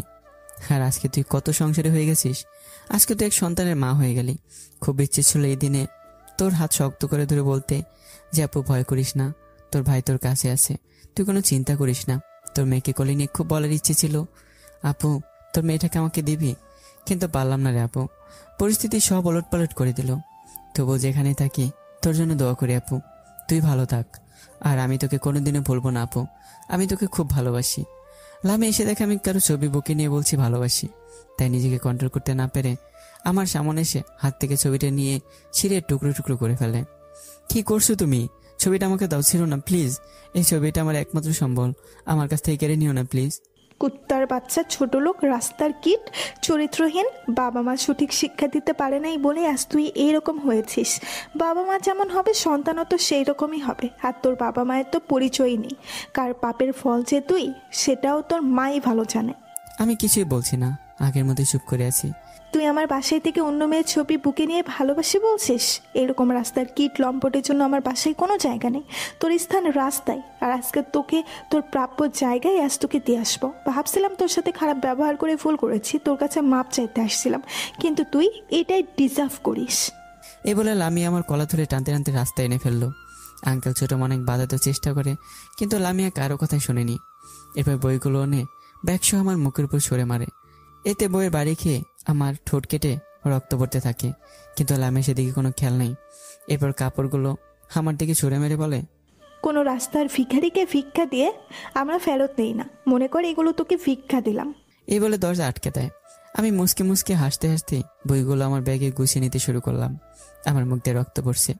বইগুলো নিয়ে অজানা পথে হাঁটা শুরু করলাম। হায় রে দুনিয়া, হায় রে ভালোবাসা, যাকে ভালোবাসে তাকে একটু বিশ্বাস করতে পারে না। আচ্ছা, বিশ্বাস ছাড়া কি ভালোবাসা হয়? আমাকে তো একটু কথা বলার সুযোগ দিতে পারতো, কিন্তু তাও পেলাম না। বাবার টাকা নেই বলে এই নাকি ভালোবাসা। খুব হাসি পাচ্ছে। অন্যদিকে দরজা আটকে দেওয়ার পর লামিয়া বলে, আব্বু আম্মু আজ থেকে ওই লম্পট এতিম চরিত্রহীনটার নাম মুখেও কেউ আনবে না। আঙ্কেল হঠাৎ লামিয়ার কাছে গিয়ে ঠাস করে চড় মারে। আঙ্কেল ছোট মা কাছে, বাবা তুমি আমাকে মারলে, তবুও ওই এতিমটার জন্য? খবরদার, আর ওকে এতিম বলবি না, ও এতিম না। আঙ্কেলের কথায় ছোট মা লামিয়াও শখ খায়। হ্যাঁ ঠিক বলছি, ওরও পরিবার আছে। এরপর আঙ্কেল সবকিছু খুলে বলে আমার অতীতের সব কথা। সবকিছু শুনে লামিয়া দপ করে সোফায় বসে পড়ে। লামিয়া কাঁদতে কাঁদতে বলে, কিন্তু ও তো কোনো একটা মেয়ের ছবি বুকে নিয়ে বলছিল ভালোবাসি, আমি নিজের কানে শুনেছি। সালাফি ওর বোনকে খুব ভালোবাসতো, হতে পারে ওটা ওর বোন। আমি আজ পর্যন্ত দেখি নাই সালাফি কোনো মেয়ের সাথে কথা বলেছে। আঙ্কেলের কথা শুনে লামিয়া কাঁদতে লাগলো। এরপর আঙ্কেল বলেন, কালকে তো ছেলেটা চলেই যেত, আজকে এতটা অপমান করে তাড়িয়ে দেওয়া কি খুব দরকার ছিল? কালকে সকালে চলে যেত মানে? এরপর আঙ্কেল কাগজটা লামিয়ার হাতে দেন। কাগজটা খুলে পড়তে শুরু করে। প্রিয় লামিয়া, ছোট লেখের বাচ্চা হয়ে তোমাকে প্রিয় বলে ফেলেছি, মাফ করে দিও। আমি এমন কোনো কাজ করিনি যেটাতে তুমি কষ্ট পাবে। সবসময় তোমাকে ভালো রাখার, হাসি খুশি রাখার চেষ্টা করেছি। তোমার ভালোবাসা আদর যত্ন পেয়ে আমি আমার জায়গাটার কথা ভুলেই গিয়েছিলাম। তোমাকে ধন্যবাদ আমাকে আমার জায়গাটা বুঝিয়ে দেওয়ার জন্য। আর আমি তোমাকে কখনো ঠকাইনি। তোমাদের সবাইকে অনেক কষ্ট দিয়ে ফেলেছি, আমাকে মাফ করে দিও। আর তোমার ঘৃণার পাত্র হতে চাই না। ভালো থেকো। এতে অবহেলিত ছেলে সালাফি। চিঠিটা পরে লামিয়ে দৌড় দিয়ে দরজা খুলে দেখে আমি নেই, শুধু কাপড়গুলো পরে আছে আর রক্ত পড়ে আছে রাস্তায়। রক্ত দেখেও ভয় পেয়ে যায় আর চতুর্দিকে দৌড়াতে লাগলো, পাগলের মতো করতে লাগলো। আবার কাপড়গুলো কাছে এসে রাস্তায় পড়ে কাঁদতে লাগলো। আঙ্কাল ছোট অনেক বোঝাচ্ছে, কিন্তু ও কোনো কথাই শুনছে না, শুধু বলছে, আপু আমি আমার সালাফিকে হারিয়ে ফেলছি। আপু আমি আমার ভালোবাসাকে হারিয়ে ফেলছি। তোমরা ওকে খুঁজে এনে দাও। তোমরা ওকে আমি হাঁটছি তো হাঁটছি অজানা গন্তব্যে। জানি না আমার গন্তব্য কবে শেষ হবে, কখন শেষ হবে, আর আদৌ শেষ হবে কিনা, না আমার জীবনটা এভাবেই চলতে থাকবে। তো বন্ধুরা, গল্পটি এখানেই শেষ করা হলো। কারণ যার জীবনে সুখ নেই তার জীবনে সুখ হয়তোবা কখনো আসে না। গল্পেও যদি আসে, বাস্তবে আসে না। দুঃখ তো দুঃখই থাকে, সুখের দেখা মেলে আবার সুখটা সে হারিয়ে যায়, কখনো স্থায়ী হয় না। তো কেমন হয়েছে অবশ্যই গল্পটা কমেন্ট করে জানাবেন। তো যদি পরের সিজন তৈরি করা হয় এর কাহিনী নিয়ে, তো অবশ্যই আপনাদের জানানো হবে আর ভিডিওটি আপলোড করা হবে। আল্লাহ হাফেজ। আর একটা কথা, কেউ সিজন 2 নিয়ে এত তাড়া দিবেন না, কারণ যদি হয় তাহলে দেওয়া হবে। আর আগেই তো বললাম, সব কষ্ট কিন্তু শেষ হয় না।